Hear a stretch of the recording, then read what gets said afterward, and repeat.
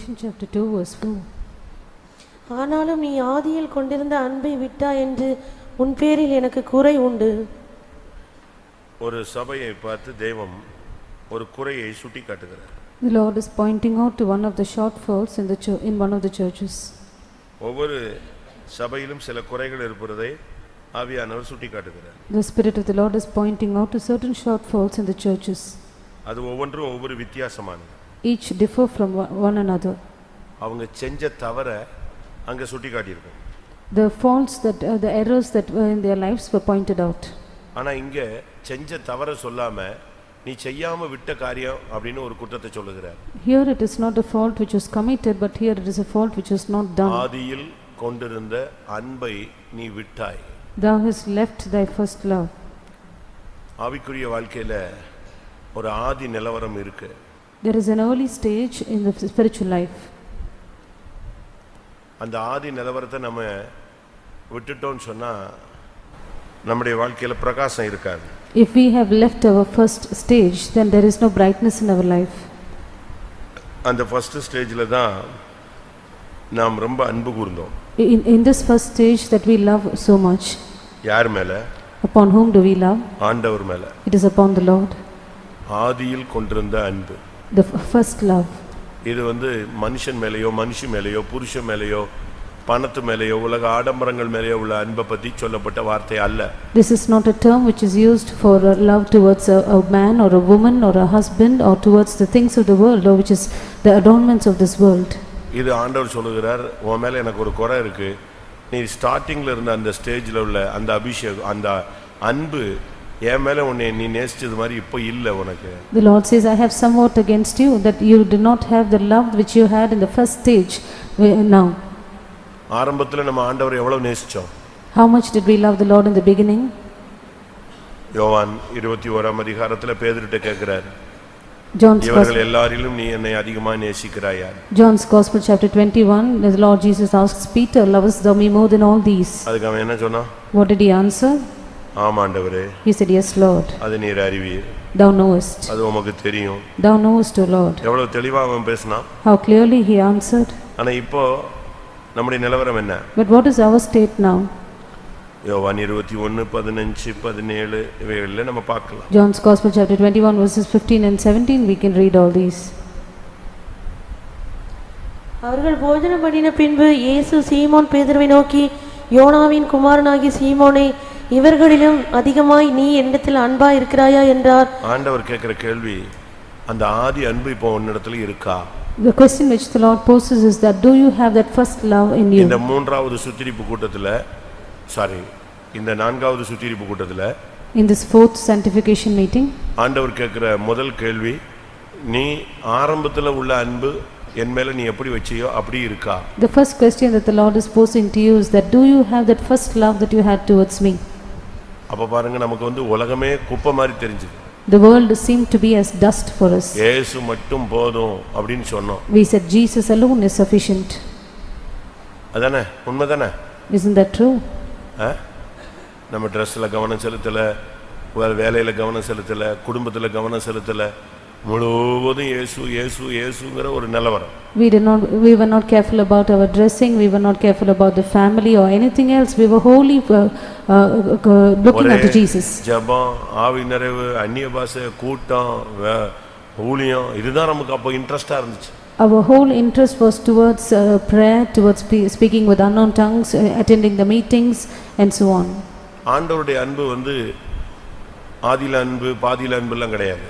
The love of the Lord Jesus is not the first early stages love, and it is not half ஆண்டவருடைய அன்பு love. எப்படிப்பட்டது? What kind of love does Jesus show towards us? யோவான் 13:1. John 13:1. பஸ்கா பண்டிகைக்கு முன்னே இயேசு இவ்வுலகத்தை விட்டு பிதாவினிடத்திற்கு போகும்படியான தம்முடைய வேளை வந்ததென்று அறிந்து தாம் இவ்வுலகத்தில் இருக்கிற தம்முடையவர்களிடத்தில் அன்பு வைத்தபடியே முடிவு பரியந்தமும் அவர்களிடத்தில் அன்பு வைத்தார். தான் உலகத்தில் இருந்தவர்களிடத்தில் எப்படி அன்பு வைத்தாரோ அதே போல முடிவு பரியந்தம் அன்பு வைத்தார். Having loved his own which were in the world, he loved them till the end. அவருடைய அன்பு கூடி குறையிறதெல்லாம் அந்த ரேஷியோ வித்தியாசப்படுறதெல்லாம் கிடையாது. There are no differences in ratio of his love. அதே பெர்சன்டேஜ்ல தான் It remains in the same percentage. Same லெவல்ல முடிவு பரியந்தம் அன்பு கூர்ந்தார். He loved it the same extent till the end. இப்போ நீங்க இயேசுவை எப்படி நேசிக்கிறீங்க? How do you love Jesus? நம்முடைய அன்பு குறைஞ்சிருக்கா கூடி இருக்கா? Has our love diminished or increased? ஆண்டவர் சொல்றாரு ஃபர்ஸ்ட் சர்ச்சுக்கு ஃபர்ஸ்ட் குறைய சொல்றாரு. The Lord speaks of the first shortfall in the first church. முதல் சர்ச்சிலேயே அவர் சொல்ற முதல் குற்றச்சாட்டு சொல்றாரு, நீ ஆதியில கொண்டிருந்த அன்பை விட்டாய். The first accusation that the Lord says to the first church is that thou hast left thy first love. இல்ல ஆதி அன்புல இருக்கறேன்னு சொல்றவங்க கை வைத்துங்க. All those who say I am remaining in my first love, raise your hands. அவ்வளவும் ஃபெயிலா இருந்தா எப்படி? ஒரு ஸ்கூல்ல ஒரு 4 பிள்ளைகளாவது pass பண்ணிருக்க வேண்டாமா? At least 4 children should pass in a school. சொல்லுங்க. சென்டம் தான் இல்ல. There is no ஓரளவாவது பாஸ் ஆயிருக்கணும்ல. There is no centum results, at least one to an extent they should pass through. ஊழியக்காரங்களுக்கும் கை இல்லாம போயிச்சு, கால் இல்லாம போயிச்சு. Even the servants of God are without any. காரணம் ஆரம்பத்துல கொண்டிருந்த அன்பை விட்டா என்கிற அந்த குற்றச்சாட்டு உண்மை. The reason is that the accusation that thou hast left thy first love is true. இப்போ நம்முடைய அன்பு கொஞ்சம் கொஞ்சமா டீவியேஷன் ஆயிடுச்சு, திரும்பிடுச்சு. Our love is slowly diverted here and there. அங்கங்க திரும்பி போயிடுச்சு, எங்கேயோ பிரிஞ்சு போயிடுச்சு. It is gone parted here and there. இப்போ நம்ம ஆண்டவரை குறை சொல்லிட்டு இருக்கோம். நீங்க வனாந்தரத்துல என்னை நயங்காட்டி அழைச்சிட்டு வந்துட்டு நடு ரோட்ல விட்டு போயிட்டீங்க அப்படின்னு நம்ம இப்ப யாரை குறை சொல்லிட்டு இருக்கோம்?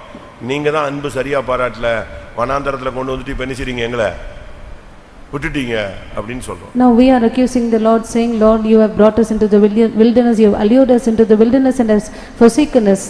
அவர் என்ன சொல்றாரு? What does the Lord say? யோவான் 13:1 சொன்ன மாதிரி நான் ஆரம்பத்துல வச்ச மாதிரி தான் எப்படி இருக்கேன், முடிவு வரைக்கும் அந்த அன்பு மாறவே மாறாது. According to John 13:1, he says, just as I loved you in the beginning, till the end my love will not change. இரண்டாவது, Secondly, வெளிப்படுத்தல் 2ஆம் அதிகாரம் 5ஆம் வசனம். Revelation chapter 2 verse 5.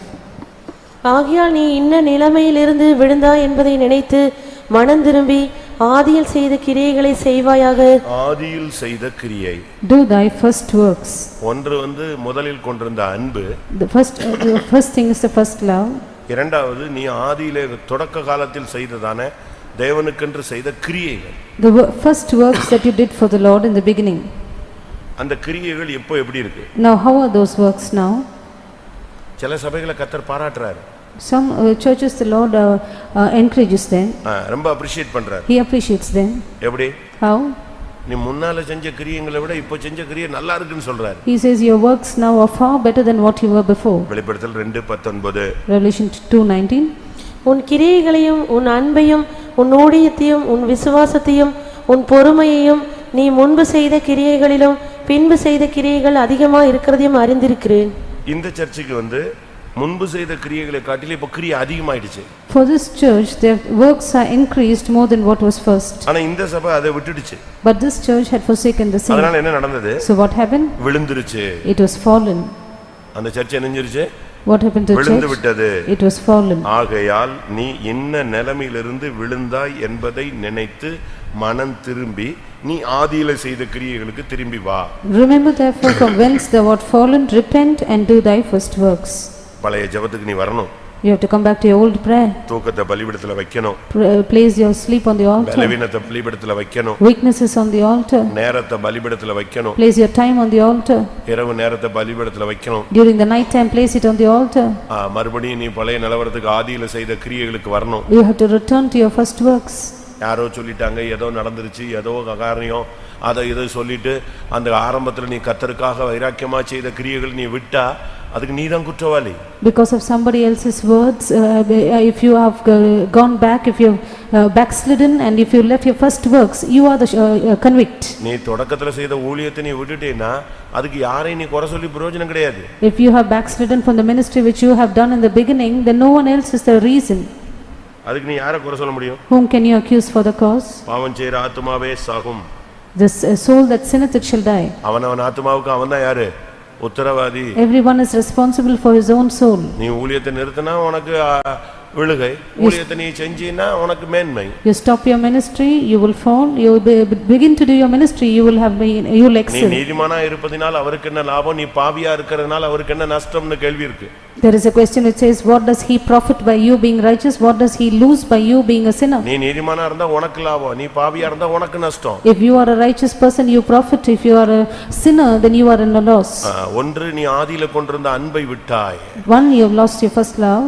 இரண்டாவது, நீ ஆதியில செய்த கிரியைகளை விட்டாய். Secondly, you have lost your first works. எப்படி இருக்கும் நீங்க யோசிச்சு பாருங்க. You can imagine how that would be. நம்முடைய நிலவரம் என்ன? What is our state? மூன்றாவது, Thirdly, ஆரம்பத்தில் கொண்டிருந்த நம்பிக்கை. the first hope. ஆரம்பத்துல உனக்கு இருந்த அந்த நம்பிக்கை இப்ப இருக்கா? Do you have the confidence you had in the beginning? அதை நீங்க இப்போ விளங்கிக் கொள்ளணும், புரிஞ்சுக்கணும். That you need to understand. எபிரேயர் 3ஆம் அதிகாரம் 14ஆம் வசனம். Hebrews chapter 3 verse 14. நாம் ஆரம்பத்திலே கொண்ட நம்பிக்கையை முடிவு பரியந்தம் உறுதியாய் பற்றிக் கொண்டிருப்போமாகில். ஆரம்பத்தில் கொண்ட நம்பிக்கை. The confidence that we had in the beginning. தொடக்க காலத்துல உனக்கு என்ன நம்பிக்கை இருந்துச்சு கர்த்தர் மேல? What kind of confidence you had on the Lord in the இப்போ beginning? அந்த நம்பிக்கை உனக்கு எங்க போயிடுச்சு? Now where have you lost that confidence? ஆண்டவர் டைரக்டா பேசினா கூட உனக்கு அந்த நிச்சயம் வர மாட்டேங்க. You do not have the confirmation even if the Lord speaks to you directly. நான் செய்வேன், நான் யுத்தம் செய்வேன், நான் அற்புதம் செய்வேன்னு சொன்னா கூட வர மாட்டேங்க, நம்பிக்கை வர மாட்டேங்க. Even if the Lord says, I will fight for you, I will do a miracle and a wonder for you, you still do not have that hope. ஆரம்பத்துல கொண்ட நம்பிக்கை இருக்கா? Do you hold the confidence in the beginning? அப்படி நாம் பற்றிக்கொண்டால் நாம் அவருடைய வீடா இருப்போம், அவரிடத்தில் பங்குள்ளவர்களா இருப்போம். If we will hold fast to that confidence, then we will be his house and be partakers of him. அந்த நம்பிக்கை நம்ம விட்டு போகும் பொழுது நமக்கு அவர்ட்ட ஷேர் இல்லாம போய் விடுகிறது. When we lose that confidence, we do not have a share with him. இப்போ நமக்கு ஆரம்பத்துல கொண்டு வந்த அந்த நம்பிக்கை நம்ம கடைசி வரைக்கும் பிடிச்சிட்டோம்னா நாம் அவருடைய வீடு. If we will hold fast to that confidence till the end, then we are his house. அப்படிதானே? Isn't that true? இன்னைக்கு நம்முடைய நிலவரம் என்ன? What is our state today? இன்னைக்கு நம்முடைய நம்பிக்கை நம்மளால அறிக்கையிட முடிகிறதா? Can we confess our confidence today? நம்முடைய நம்பிக்கை தான் நம்முடைய நங்கூரம். Our confidence, our hope is our anchor. நமக்கு எவ்வளவு நம்பிக்கை இருக்கு? What kind of hope do we possess? உங்களுக்கு இந்த நம்பிக்கை புதுப்பிக்கப்படும், உன் நம்பிக்கை வீண் போகாதுன்னு சொல்லி இருக்காத அந்த வசனம் மட்டும் தான் நமக்கு ரொம்ப பிடிக்கும். We only like that scripture verse which says your hope will not be cut off. நிச்சயமாகவே முடிவு உண்டு, உன் நம்பிக்கை வீண் போகாது. எல்லாரும் எழுதி வீட்ல தொங்க விட்டுருக்காங்க. Surely there's an end, your expectation will not be cut off. ஆனா நம்பிக்கை எத்தனை பேருக்கு இருக்கு? How many of us hold this confidence and hope? ஒரு மனுஷன் சொல்றான், என் சிறு வயது முதல் நீரே என் நம்பிக்கை. One man says, from my youth on you are my hope, you are my confidence. கற்பத்திலிருந்து வெளிப்பட்டது முதல் உம்முடைய சார்பில் விழுந்தேன். From the time that I was seen from my mother's womb, I have fallen to your side. உங்களுக்கு எத்தனை பேருக்கு நம்பிக்கை இருக்கு? How many of you have this hope? ஆரம்பத்தில் உள்ள நம்பிக்கை. The confidence in the beginning. அப்ப எல்லாரும் சொல்லுவாங்க, உனக்கு அது நடக்காது இது நடக்காது, அதெல்லாம் கர்த்தர் பாத்துக்குவார், வேலைய பாருன்றுவா. Everyone will say this will not happen, that will not happen, but we will say God will take care. இல்ல நீ அவசரப்படுற, புதுசு, உனக்கு ஒண்ணும் தெரியாது, நாங்கெல்லாம் பழையவங்க, நாங்கெல்லாம் அடிபட்டு வெளியே வந்திருக்கிறோம் அப்படின்னு சொன்னா, அது நீ அடிபட்டனா அதுக்கு ஓம்போனி, எனக்கும் தேவனுக்கும் தெரியும்னு சொல்லுவோம். They would say, you are in haste, we have gone through all these experiences, we were smitten on all sides. Then we will say God will take care, but it is your part that you are smitten. நம்முடைய நம்பிக்கை அசைக்க முடியல. No one with us could shake our confidence. நம்முடைய குடும்பத்தில் உள்ளவங்க நம்முடைய நம்பிக்கை அசைக்க முடியல. Our family members could not move our confidence. நம்ம சுற்றி உள்ள சூழ்நிலைகள், சந்தர்ப்பங்கள் நம்முடைய நம்பிக்கை அசைக்க முடியல. Our circumstances and such situations could not shake our confidence. ஆனா இப்ப நம்பிக்கை அசையுதே. But now our hope is moved. அதனால தான் ஆரம்பத்தில் கொண்ட நம்பிக்கைன்னு கேட்டிருக்கு. That is why it is said the confidence in the beginning. கலாத்தியர்ல பார்க்கும் பொழுது, Coming to Galatians, ஆரம்பத்தில் கொண்டிருந்த முன்னே கொண்டிருந்த அந்த ஆனந்த பாக்கியம் எங்கே? Where is the blessed hope that you had in the beginning? தொடக்கத்துல இருந்ததான அந்த ஆனந்த பாக்கியம் எங்கே? Where is the blessed hope we had in the beginning? 4:15. Chapter 4 verse 15.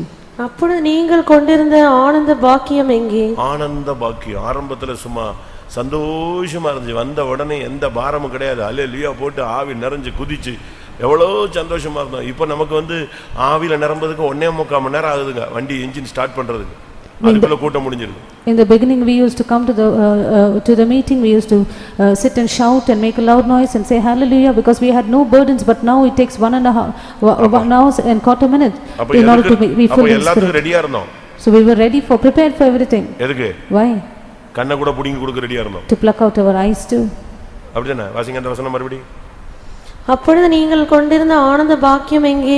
உங்கள் கண்களை பிடுங்கி எனக்கு கொடுக்க கூடுமானால். ஊழியத்துக்காக எதையும் செய்ய ready. We were prepared to do anything for the ministry. சாப்பிடாம கிடக்க ரெடி, பணத்தை கொடுக்க ரெடி, உயிரை கொடுக்க ரெடி, ஊழியத்துக்காக என்னன்னாலும் தூக்கம், ட்ரெஸ்ஸு, சாப்பாடு எல்லாம், மான மரியாதை எல்லாத்தையும் தூக்கி போட்டு இருந்த அந்த ஆனந்த பாக்கியம் எங்கே? Where is the blessedness which you had in the beginning, where you were ready to prepare to give up your food, you were ready to starve, give up your clothes, give up your honor, your respect, anything for the ministry? உண்மையா நான் சொல்றதெல்லாம் உண்மையா? அப்படிலாம் நாங்க அவ்வளவு ஸ்பீடெல்லாம் வரவே இல்லையே, நீங்க என்ன புதுசா ஏதோ சொல்றீங்கங்கறீங்க. What I say is it true, but or do you say we were not in such haste? Why are you speaking something newly? எப்படி? உங்க நிலவரம் என்னன்னு எனக்கு தெரியாது. I do not know what your state is. ஆனா கலாத்தியர் சபை அப்பொழுது கொண்டிருந்த ஆனந்த பாக்கியம், But the Galatian church, the blessedness that they had in the beginning, எப்படி இருக்கும்னு பாருங்க. how would that be? இன்னைக்கு நம்ம எப்படி இருக்கிறோம்? What is our state today? நம்முடைய தற்போதைய நிலவரம் என்ன? What is our current status? தீமோத்தேயுவிலே ஒரு வசனம் உண்டு. There is one scripture verse in Timothy. முதலில் கொண்டிருந்த விசுவாசத்தை விட்டார்கள். Thou hast left thy first faith. 1 தீமோத்தேயு 5ஆம் அதிகாரம் 12ஆம் வசனம். 1 தீமோத்தேயு 5:12. முதலில் கொண்டிருந்த விசுவாசத்தை விடுவதினாலே அடுத்ததாக முதலில் கொண்டிருந்த விசுவாசம். Next, the first faith. ஆரம்பத்துல செத்தவங்களும் இயேசுவே இயேசுவேனோ, இப்போ இருமலுக்கே இயேசுவே இயேசுவேங்கறோம். In the beginning, even if we die, we will call on Jesus, saying Jesus, Jesus. But now if we cough, we will call on Jesus. இப்போ ஒரு சின்ன ஒரு காரியத்துக்கு கூட நம்மளால விசுவாசத்துல நிக்க முடியல. Even for a trivial thing, we are unable to stand for the faith. அப்ப உயிரே போனாலும் சோத்ரம் சோத்ரம் சோத்ரம் நான் இயேசுவை பார்த்துருவேன்போ. In those days, we will say, even if our life will leave us, we will say, praise the Lord, I will see Jesus. இப்போ நம்ம விசுவாசம் எங்க இருக்கு? Now where is our faith? நம்முடைய நிலவரம் என்ன? What is our state? ஒன்று ஆதியில் கொண்டிருந்த அன்பு. One is the first love. இரண்டாவது ஆதியில் செய்த கிரியை. Secondly, the first works. மூணாவது ஆரம்பத்தில் கொண்டிருந்த நம்பிக்கை. The confidence in the beginning. அப்பொழுது கொண்டிருந்த ஆனந்த பாக்கியம். Fourthly, the blessedness in the beginning. அடுத்து முதலில் கொண்டிருந்த விசுவாசம். Fifthly, the first faith. எப்படி இருக்கும்? How would that be? நம்முடைய நிலவரம் என்ன? What is our state? அந்த விசுவாசம் அப்படி நிக்குதா? Do you have the faith stagnant? பரிசுத்தவான்களுக்கு ஒரு விசை உபயோகிக்கப்பட்ட விசுவாசத்துக்காக நீங்கள் தைரியமாய் போராட வேண்டும் என்று எழுதி உணர்த்துவது எனக்கு அவசியமாய் கண்டதுன்னு யூதா 3ஆம் வசனம் சொல்லுகிறது. Jude verse 3 says, it was needful for me to write unto you that you must earnestly contend for the faith which was once delivered unto the saints. விசுவாசத்தை நம்ம எப்ப மறுதலிக்கிறோமோ அப்பொழுது நம்முடைய வாழ்க்கையில நாம் வீழ்ச்சியை சந்திக்கிறோம். The moment we deny faith, we start to see a fall in our life. அதனால இந்த வசனம் சொல்லுகிறது முதலில் கொண்டிருந்த விசுவாசத்தை விடுவதினால் ஆக்கினைக்கு உட்படுவார்கள். That is why the verse says, having damnation because thou hast cast off their first faith. இந்த ஓட்டம் விசுவாச ஓட்டம். This is a faith, the course of faith. கண்ணை மூடும்போது விசுவாசத்தை காத்துக்கொண்டேன் அப்படி சொல்லணும். When I close my eyes, I should say, I have kept the faith. இன்னைக்கு நம்முடைய ஆதி நிலவரம் என்னங்கறத பாருங்களேன். Today consider what is our first state. ஆதியிலே வார்த்தை இருந்தது. There was a word in the beginning. அந்த வார்த்தை மனிதருக்கு ஒளியாக இருந்தது. This word was light unto man. அந்த வார்த்தை மனிதனுக்கு ஜீவனா இருந்தது. This word was life unto man. ஆரம்பத்துல வசனம் வசனம் வசனம்னு உயிரை விட்டோம். In the beginning we had even jeopardized our life for the word. யோவான் 1:3. John chapter 1 verse 3. சகலமும் அவர் மூலமாய் உண்டாயிற்று, உண்டானதொன்றும் அவராலே அல்லாமல் உண்டாகவில்லை. ஆதியிலே அந்த வார்த்தை ஜீவனா இருந்தது. அந்த அதவாசம் 4ஆம் வசனம். அவருக்குள் ஜீவன் இருந்தது, அந்த ஜீவன் மனுஷருக்கு ஒளியாய் இருந்தது. அப்படி இது வார்த்தையை பற்றி சொல்லப்பட்ட ஒரு தன்மை. ஆதியிலே வார்த்தை இருந்தது, அந்த வார்த்தை தேவனிடத்தில் இருந்தது, அந்த வார்த்தை தேவனாய் இருந்தது, அது மனுஷருக்கு ஒளியாக இருந்தது. In the beginning was the word, and the word was with God, and the word was God, and in him was life, and the life was light unto men. அப்போ ஆதியிலே வசனம் தான் நமக்கு உயிராக இருந்தது. So in the beginning the word of the Lord was our life. ஆறாவது வசனம் வார்த்தை, ஆதியிலே வார்த்தை நமக்குள்ள இருந்தது. Sixthly, in the beginning the word was with us. அதுதான் நமக்கு ஜீவனா இருந்தது. That was our life. அதுதான் நமக்கு வெளிச்சமாக இருந்தது. That was our light. எதுக்கு எடுத்தாலும் வசனம் பேசணும். For everything we will use the scripture. யார் பேசினாலும் வசனம் பேசணும். Whomsoever speaks to us we will. அந்த வசனம் அப்படி சொல்லுது, இந்த வசனம் இப்படி சொல்லுது, அப்படி இருந்துச்சு இப்படி இருந்துச்சு, எல்லாமே ஆதியில நமக்குள்ள வசனம் தான் வேலை செஞ்சது. In the beginning it was only the word which was operating in us. We will quote the scripture for everything. அது நமக்கு ஒளியாக இருந்தது. That was light unto us. அதுக்கு ஜீவனா இருந்தது. It was life unto us. இப்போ Now நம்ம எப்படி பேசுறோம்? Now how do we speak? இது என்னதான் இருந்தாலும் அது அப்படி இது இப்படின்னு கொஞ்சம் என்ன செய்யணும், உலகத்தை கூட இழுக்குறோம், வசனத்தை ஒதுக்கி விடுறோம். Now we try to keep the word to our side and we try to deviate to the world. ஏழாவது, Seventhly, எபிரேயர்களின் நிருபத்தை நாம் பார்க்கும் பொழுது coming to the Hebrews, அங்க என்ன சொல்லப்பட்டிருக்கிறது? what is mentioned there? பிரகாசமாக்கப்பட்ட முந்தின நாட்கள். The days we were illuminated. எபிரேயர் 10:32. Hebrews 10:32. முந்தின நாட்களை நினைத்துக் கொள்ளுங்கள், நீங்கள் பிரகாசமாக்கப்பட்டிருந்த அந்த நாட்களில் உபத்திரவங்களாகிய மிகுந்த போராட்டத்தை சகித்தீர்களே. அப்பெல்லாம் நமக்கு உபத்திரவம், போராட்டம், பிரச்சனை அதெல்லாம் சும்மா கல்லு முள்ளும் காலுக்கு மெத்தன்னு தான் போயிட்டு இருந்தோம், அப்படித்தானே?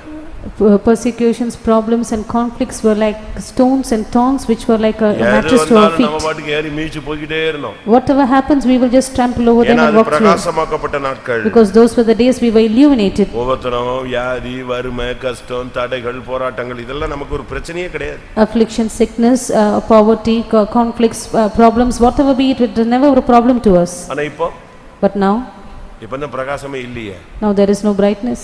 எல்லா வெளிச்சமெல்லாம் dim ஆயி, All the light has become dim. Pon monkey, The gold has become dim. அப்படிதானே? எல்லாம் சுத்தமா இப்போ எண்ணெயே இல்ல பாதி விளக்குல. In some of the lamps there are no oil at all. அப்படிதானே? Isn't that true?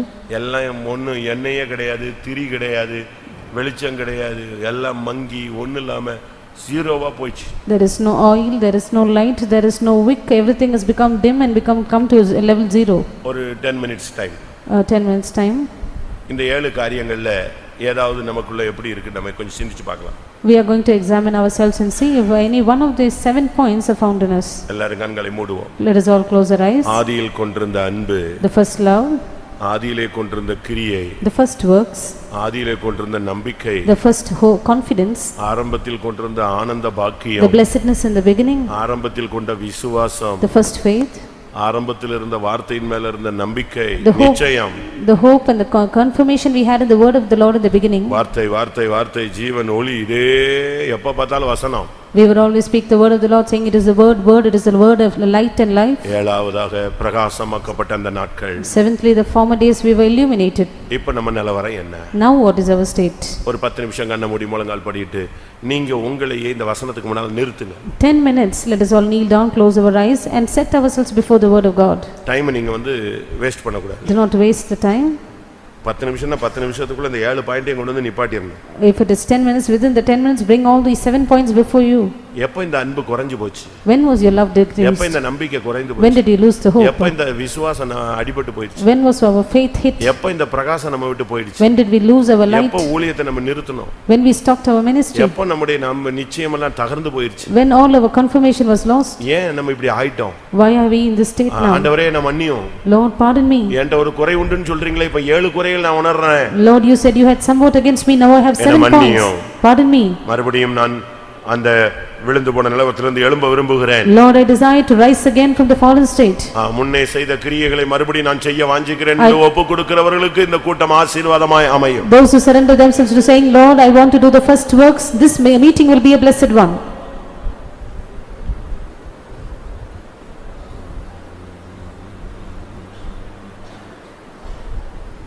Hallelujah.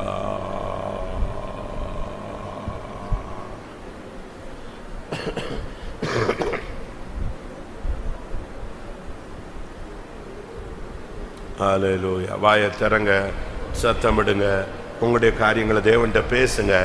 உங்க முன்னால் அவர் இருக்காரு, உங்க சத்தத்தை அவர் கேட்கிறாரு. Hallelujah. Hallelujah. Hallelujah. அந்த பரிசேயனுடைய ஜெபத்தை அவர் கேட்டாரு, ஆயக்காரனுடைய ஜெபத்தையும் கேட்டாரு. ஆமென். இந்த மாலை வேளையில ஓ சத்தத்தையும் அவர் கேட்கட்டும். என் மனவாளியே, நான் உன் சத்தத்தை கேட்கட்டும் என்று சொல்லுகிறார். நீ வாயை திறந்து சொல்லுங்க, ஆண்டவரே, ஆதியிலே கொண்டிருந்த அன்பை நான் விட்டுவிட்டேன், ஆதியில் செய்த கிரியையை நிறுத்திவிட்டேன், ஆரம்பத்தில் இந்த நம்பிக்கை குறைந்து போய்விட்டது, ஆரம்பத்தில் நான் உமக்காக ஜீவனையும் கொடுக்க ரெடியாக இருந்தேன், ஆரம்பத்தில் கொண்டிருந்த விசுவாசம் குறைந்து போய்விட்டது, ஆரம்பத்தில் வசனம் என்னுடைய ஜீவன் அதில் அடித்துக் கொண்டிருந்தது, ஆரம்பத்திலே நான் பிரகாசமாய் காணப்பட்டேன், மன்னியும் ஆண்டவரே. ஹல்லேலூயா ஹல்லேலூயா. ஆமென் ஆமென் ஆமென். இந்த கூட்டம் ஒரு குறிக்கப்பட்ட கூட்டத்துக்கு பிரயோஜனமாய் அமையும். உன்னை தேவன் நேசிக்கிறார். உன்னுடைய பழைய நிலவரத்துக்கு உன்னை கொண்டு வர வாஞ்சிக்கிறார்.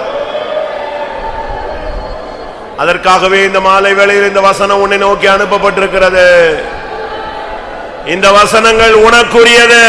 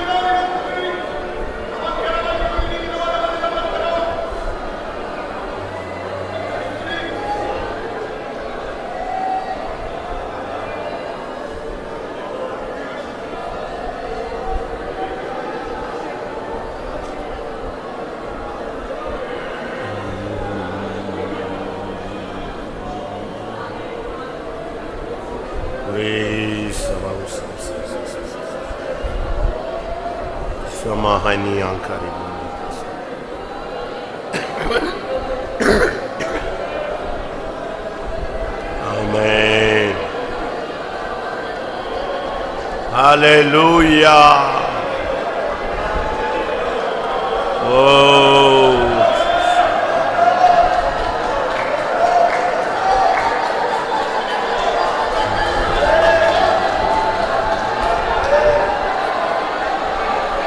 Oh God. Shidabani Arabalava.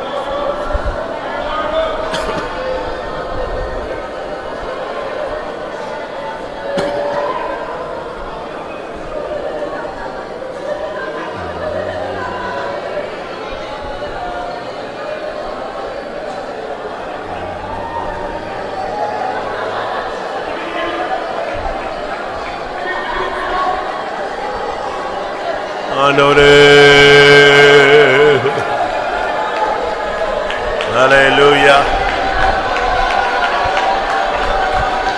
Hallelujah.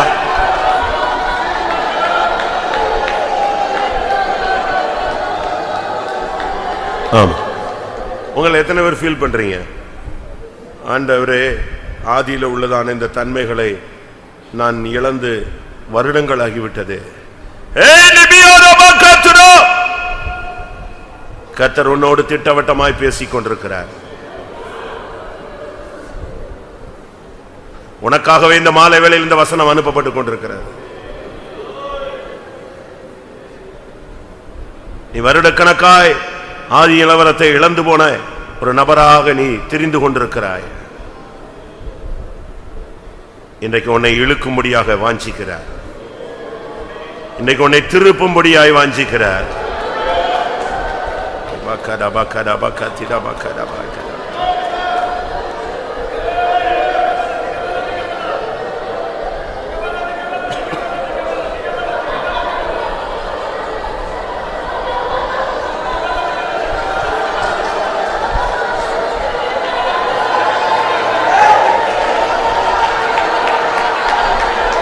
Sweet.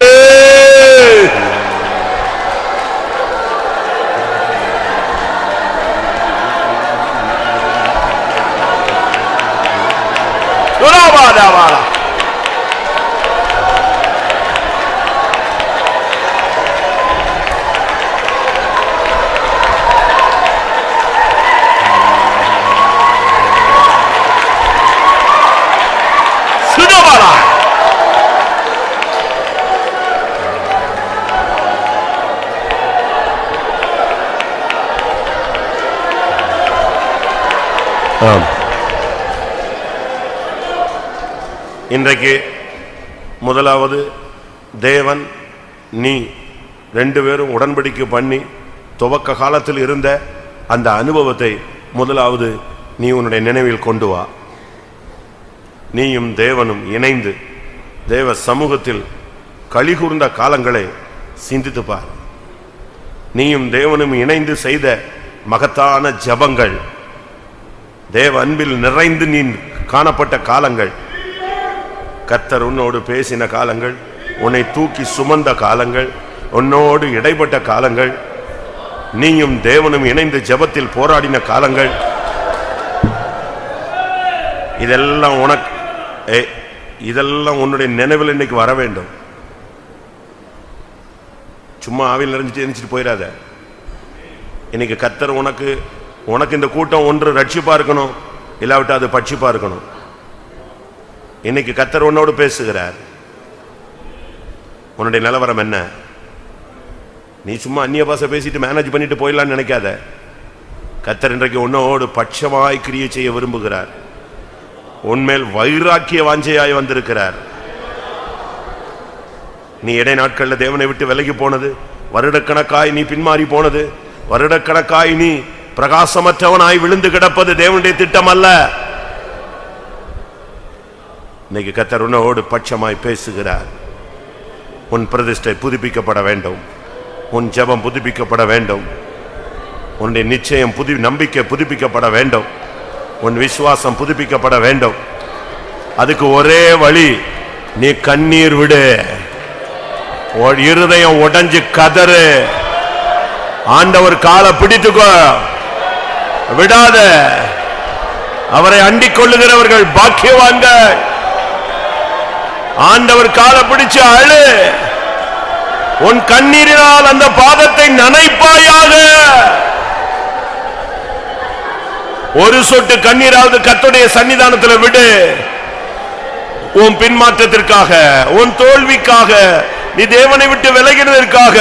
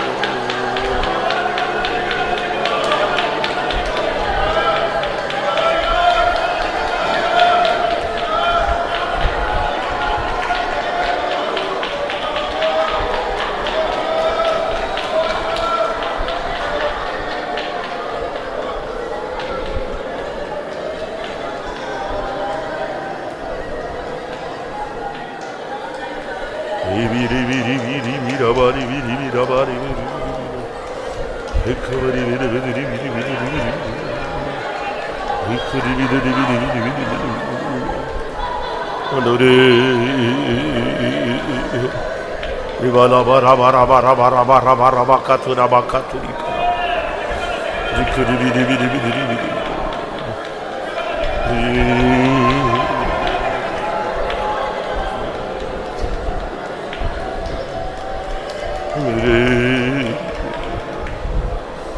Ibarai rabala karabala mantudani mangara. Karabada bidi bidi barabara bidi bidi. To the big my God.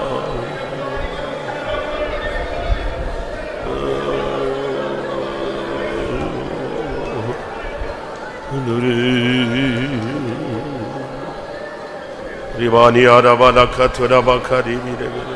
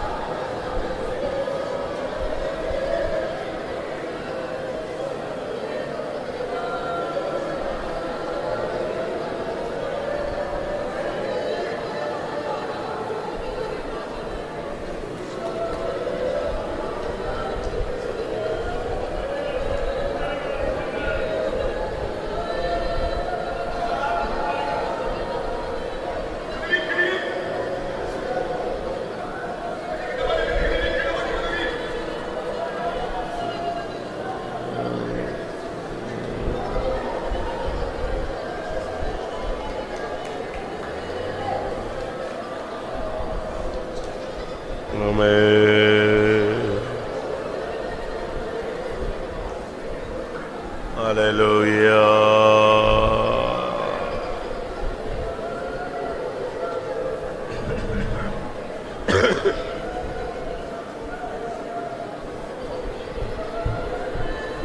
Amen. உட்காரு.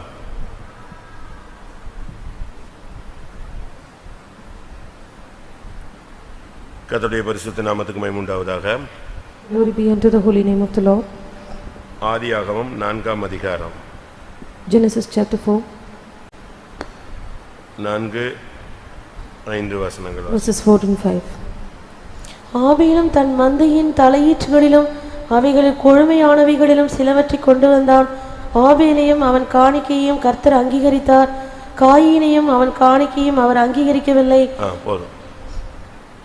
இங்கே நமக்கு எல்லாருக்கும் தெரிஞ்ச 2 பேர் இருக்கிறாங்க. Here there are 2 people, two personalities we all know. ஒன்று coin, மற்றொன்று ஆபேல். One is Cain, the other is Abel. நமக்கு எல்லாருக்கும் ரொம்ப எல்லா கிறிஸ்தவங்களுக்கும் இவங்களுக்கு தெரியும். All Christians are aware of these 2. ஆனா இவங்க 2 பேரும் புதிய ஏற்பாட்டு சபைக்கு ஒரு நல்ல பாடம். But they are a good lesson to the New Testament church. ஒன்று காயின், மற்றொன்று ஆபேல். One is Cain, the other is Abel. 2 பேரும் பிரதர்ஸ் தான். Both were brothers. 2 பேரும் கர்த்தருக்கு காணிக்கை கொண்டு வந்தாங்க.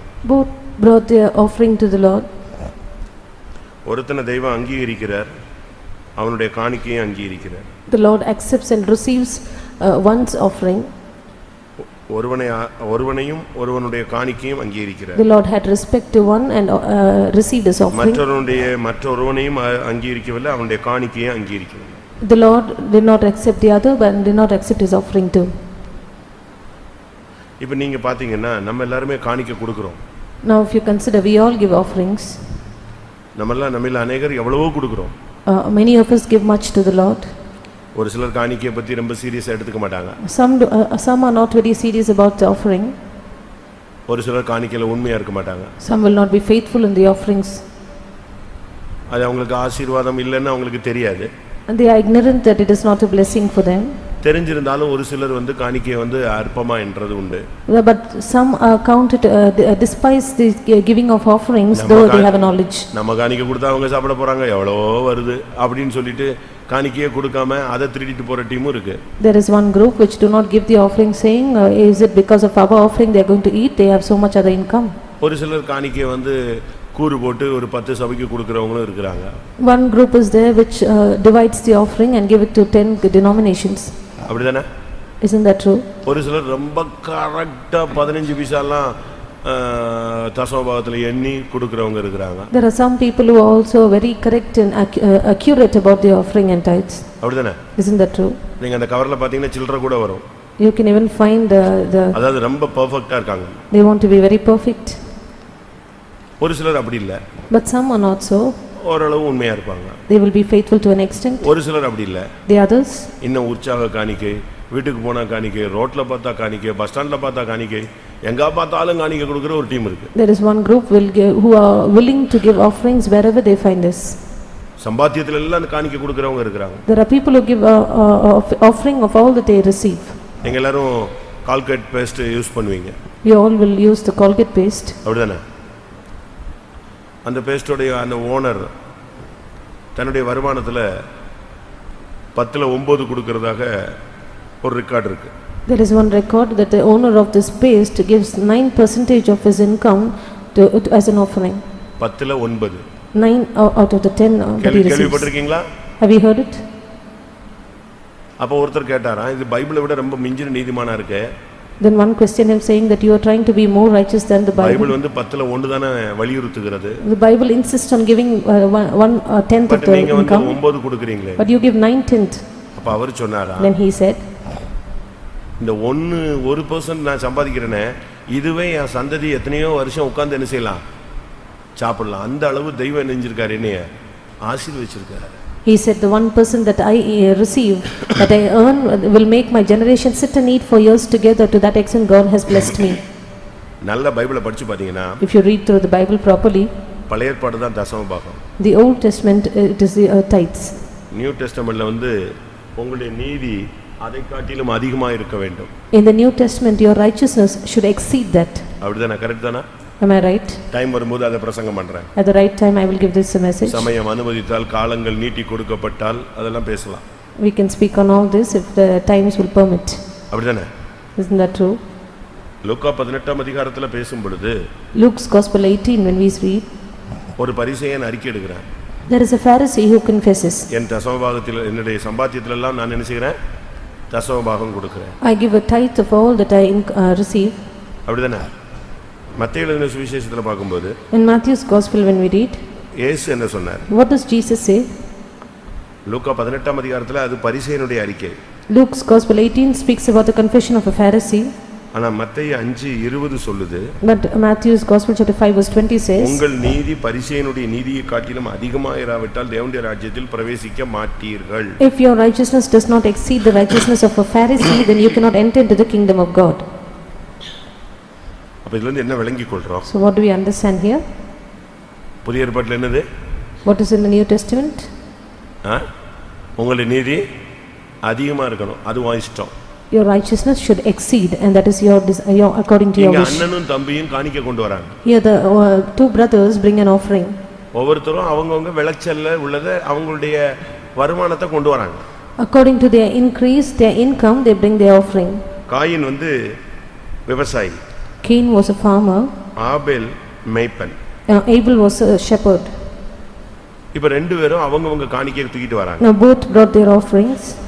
தூக்கிட்டு வந்த இடத்துல, in the place where they brought, ஒருத்தனுடைய காணிக்கையை ரிஜெக்ட் பண்ணிட்டாரு. The Lord rejected one person's offering.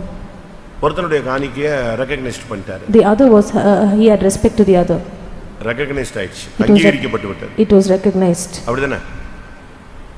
இப்போ யாரு கொண்டு வந்து காணிக்கை கொடுத்தாலும் நாங்க அங்கீகரிச்சுக்கிறோம். Now we accept and receive whomsoever gives the offering.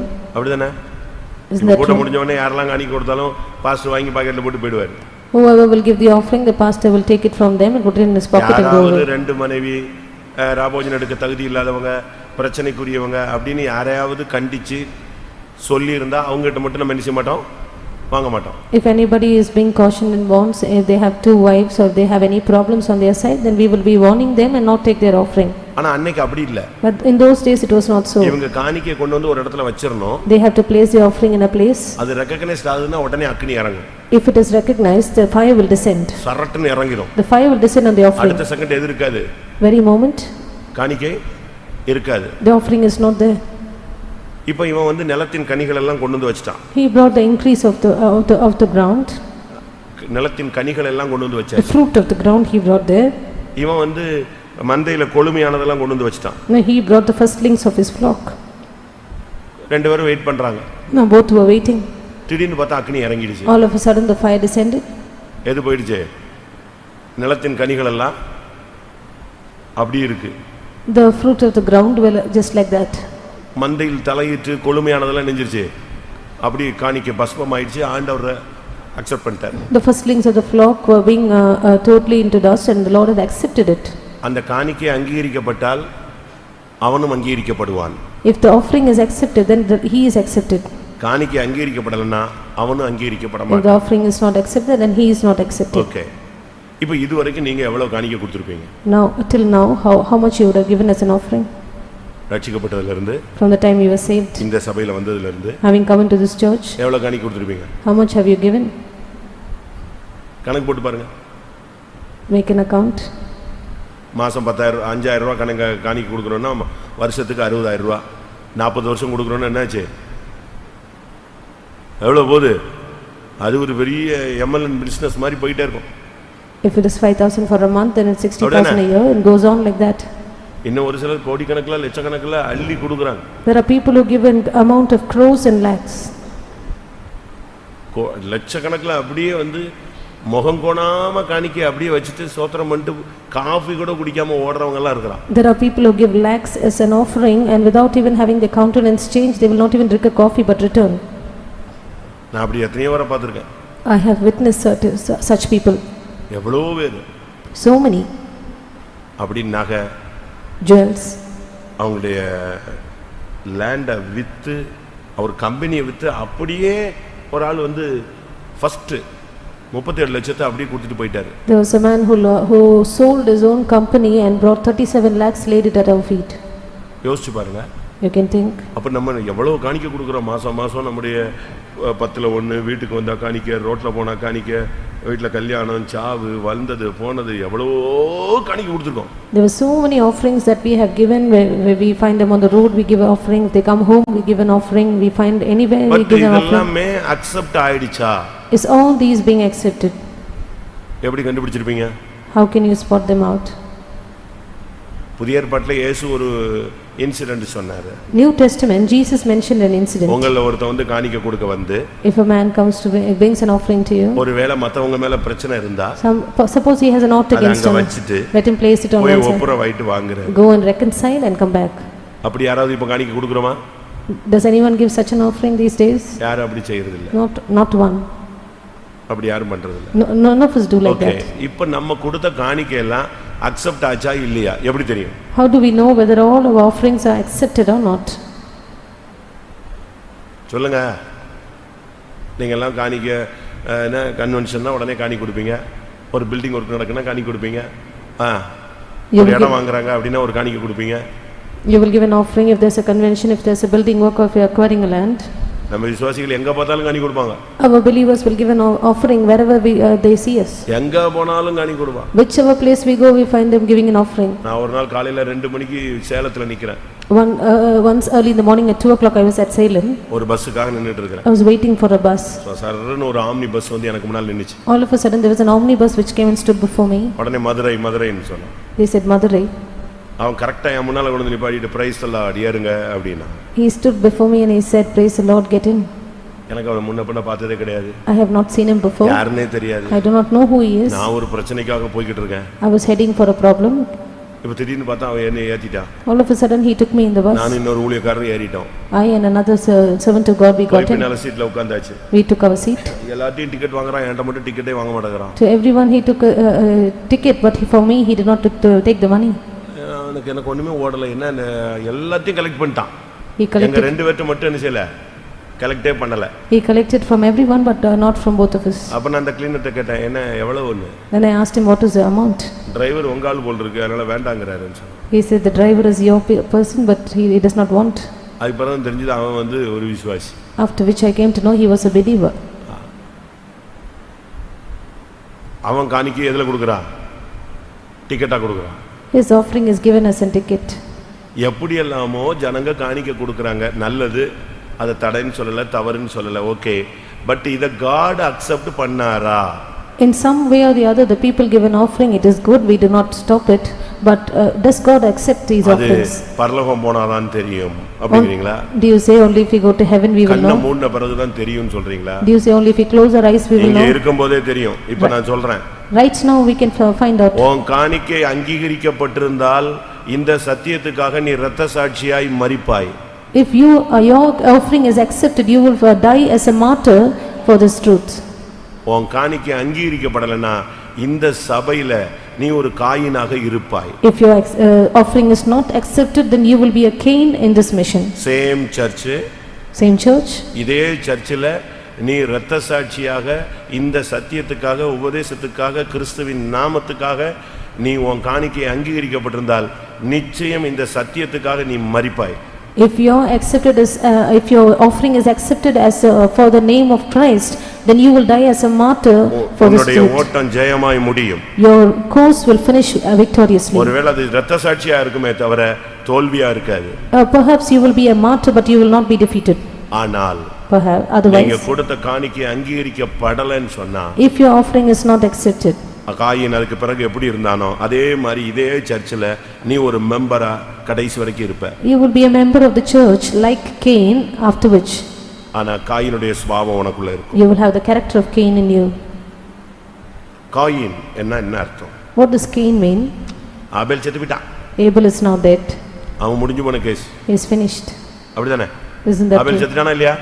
Now Abel is dead. காணிக்கை அங்கீகரிக்கப்பட்டது. His offering was accepted. அடுத்து அவன் பிரதர் அவன்கிட்ட பேசினா, His brother spoke to him, அவனை கூட்டு போனா, took him there, அவனை நெஞ்சிட்டான், கொன்னுட்டான், he killed him. அவன் செத்தே போயிட்டான். He is dead. இதுதான் அங்கீகரிக்கப்பட்டவனுடைய முடிவு. This is the end of one who's accepted. ஆனா ஒரு ஆள் அங்கீகரிக்கப்படல. But one person was not accepted. அது காரணம் என்ன? What is the reason? Coin அப்படினு சொன்னா ஆட்சி செய்பவன் அர்த்தம். Cain is one who's in power. அந்த டாமினேட் ஸ்பிரிட் எங்கெல்லாம் இருக்கோ அங்கெல்லாம் தகராறு வரும். Wherever you have this dominant spirit, there is a problem. ஆட்சி செய்பவன். One who's in rule. Ruling power. A ruling power. நம்ம எப்பவுமே தேவனுடைய ஆட்சியில இருக்கணுமே தவிர நம்ம ஆட்சி பரலோகத்துல தான் போய் ஆட்சி செய்யணும். We should always be under the dominion, the rule of God, but our rule should be in heaven. இந்த டாமினேட் ஸ்பிரிட் நமக்குள்ள வந்துருச்சுனாலே எல்லாமே டான்ஸ் ஆடும். ஊழியம் டான்ஸ் ஆடும், ஃபேமிலி டான்ஸ் ஆடும், வேலை ஸ்தலத்துல எல்லாம் ஆட ஆரம்பிக்கும். டாங்க டாங்க. The moment we have this dominant spirit reigning in us, then everything will start to dance.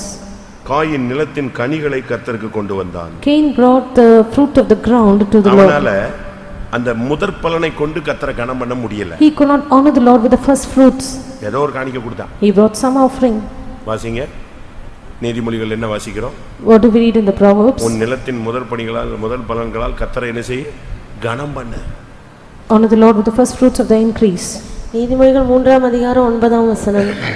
உன் பொருளாலும் உன் எல்லா விளைவின் முதற் பலனாலும் கர்த்தரை கனம் பண்ணு. முதற் பலன். The first fruits of the increase.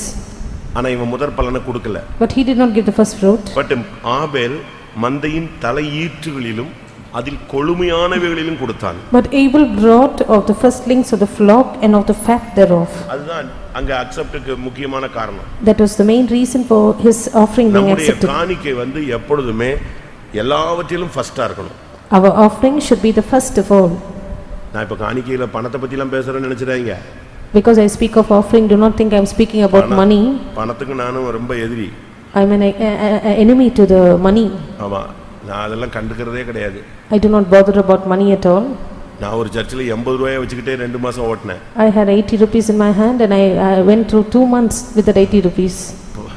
ஒண்ணுமே கிடையாது. ஃபெய்தமுக்கு காசு கொடுக்கிறது கூட என்கிட்ட ஒண்ணும் கிடையாது. நான் பாட்டு தோத்திரம் மட்டும் உள்ள உட்கார்ந்துட்டே இருந்தேன். I had nothing to give in the faith home even for the money for the provision, but I just keep praising God. ஆனா உங்களுடைய காணிக்கை அங்கீகரிக்கப்பட்டுச்சா? குணவட்ட விசுவாசிகளுடைய காணிக்கை எத்தனை வருஷமா நீங்க கொடுத்துட்டு வாரீங்களே?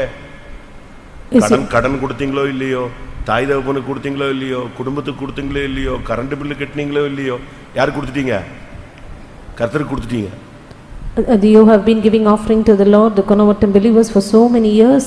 We do not know whether you gave to your parents, whether you paid the current bill, or whether you gave for your family or not, but you have given to the Lord. அப்படிதானே? நமக்கு இருக்கோ இல்லையோ நம்ம யார்ட்ட கொடுத்துட்டோம்? நம்ம ஆத்தும திருப்தி கொடுத்துட்டா போதுண்டா, ஆள விடுறான்னு தான் கொடுத்துட்டு ஓடணும். Whether we have or not, for the satisfaction of our soul, we want to give the offering. ஆனா அது ரெகக்னைஸ்ட் ஆயிருச்சா? அதான் main. But was our offering recognized? உங்களுடைய பலி அங்கீகரிக்கப்பட்டதா இருக்கும். அதாவது ஏசாயா 56:10 என் வீடு 7ஆம் அதிகாரம் 7ஆம் வசனம், என் வீடு சகல ஜனங்களுக்கு ஜெப வீடா. எத்தனை வசனம்? 56:7. நான் என் பரிசுத்த பர்வதத்துக்கு கொண்டு வந்து என் ஜெப வீட்டிலே அவரை மகிழ பண்ணுவேன். அவருடைய சர்வாங்க தகனங்களும் அவருடைய பலிகளும் என் பலிபீடத்தின் மேல் அங்கீகரிக்கப்பட்டிருக்கும். அவருடைய சர்வாங்க தகனங்கள், பலிகள், காணிக்கை எல்லாம் அங்கீகரிக்கப்பட்டதா இருக்கும். Their burnt offerings and their sacrifices shall be accepted. இங்க இவனால அந்த டாமினேட் ஸ்பிரிட்லாம் இருந்துச்சு, பட் அவனுக்கு அந்த விளைவின் முதல் பலனை கொடுக்க முடியல. Here he had this dominant spirit in him and he could not give the first fruit of his increase. இப்ப அங்கீகரிக்கப்படாத அந்த மனுஷனுடைய நிலவரத்தை எப்படி கண்டுபிடிக்கிறது? Now how do we know the state of the man who is not accepted? நானும் காணிக்கை கொடுத்திருக்கேன். I have also give the offering. இப்ப நீங்க கொடுக்கிற காணிக்கையில நான் போய் ஒரு காணிக்கை எங்க கொடுத்துட்டு வருவேன்? ஹெட் குவார்ட்டர்ல கொடுத்துட்டு வருவேன். Out of the offerings you give, I give an offering to the headquarters. நீங்க கொடுக்கிற காணிக்கை, லோக்கல்ஸ்ல இருந்து வர்ற காணிக்கை, இத கொண்டு போய் எங்க கொடுக்கணும்? அங்க கொடுக்கணும். From all the offering I receive from the local faith homes and from you, I give it to the headquarters. அப்ப இதெல்லாம் accept ஆகணுமே.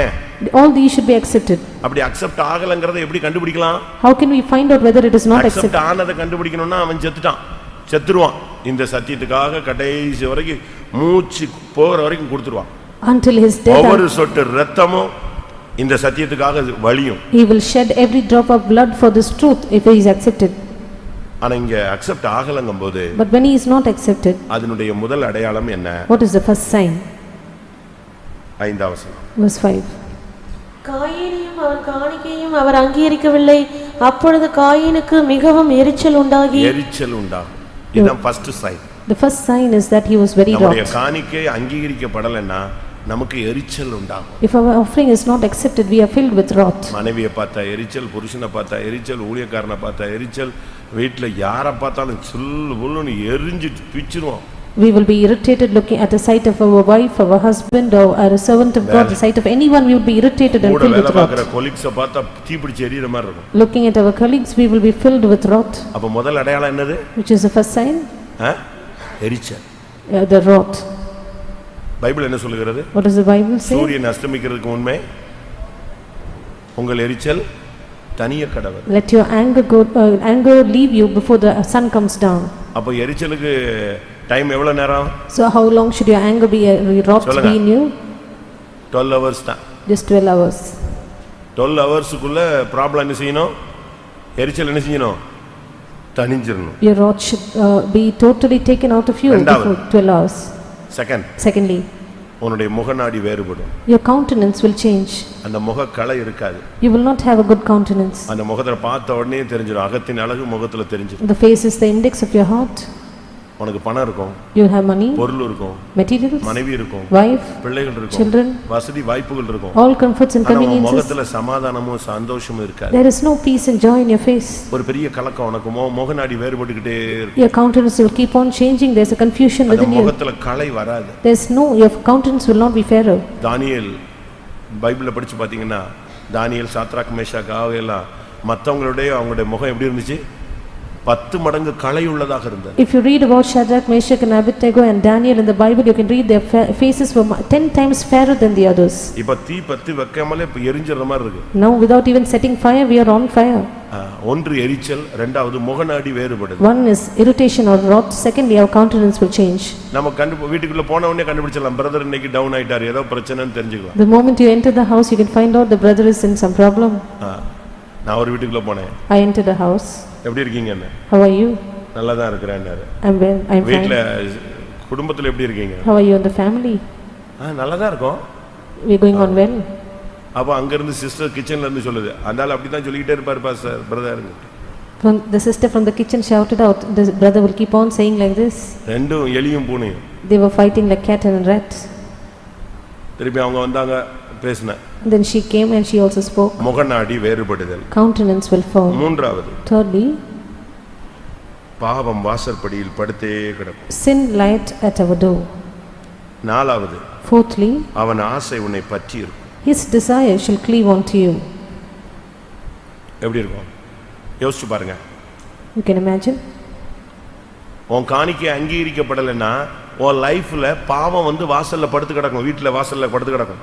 If your offering is not accepted, then sin will lie at your doorstep. வீட்டு வாசல்ல படுத்து கிடக்கிறது எது?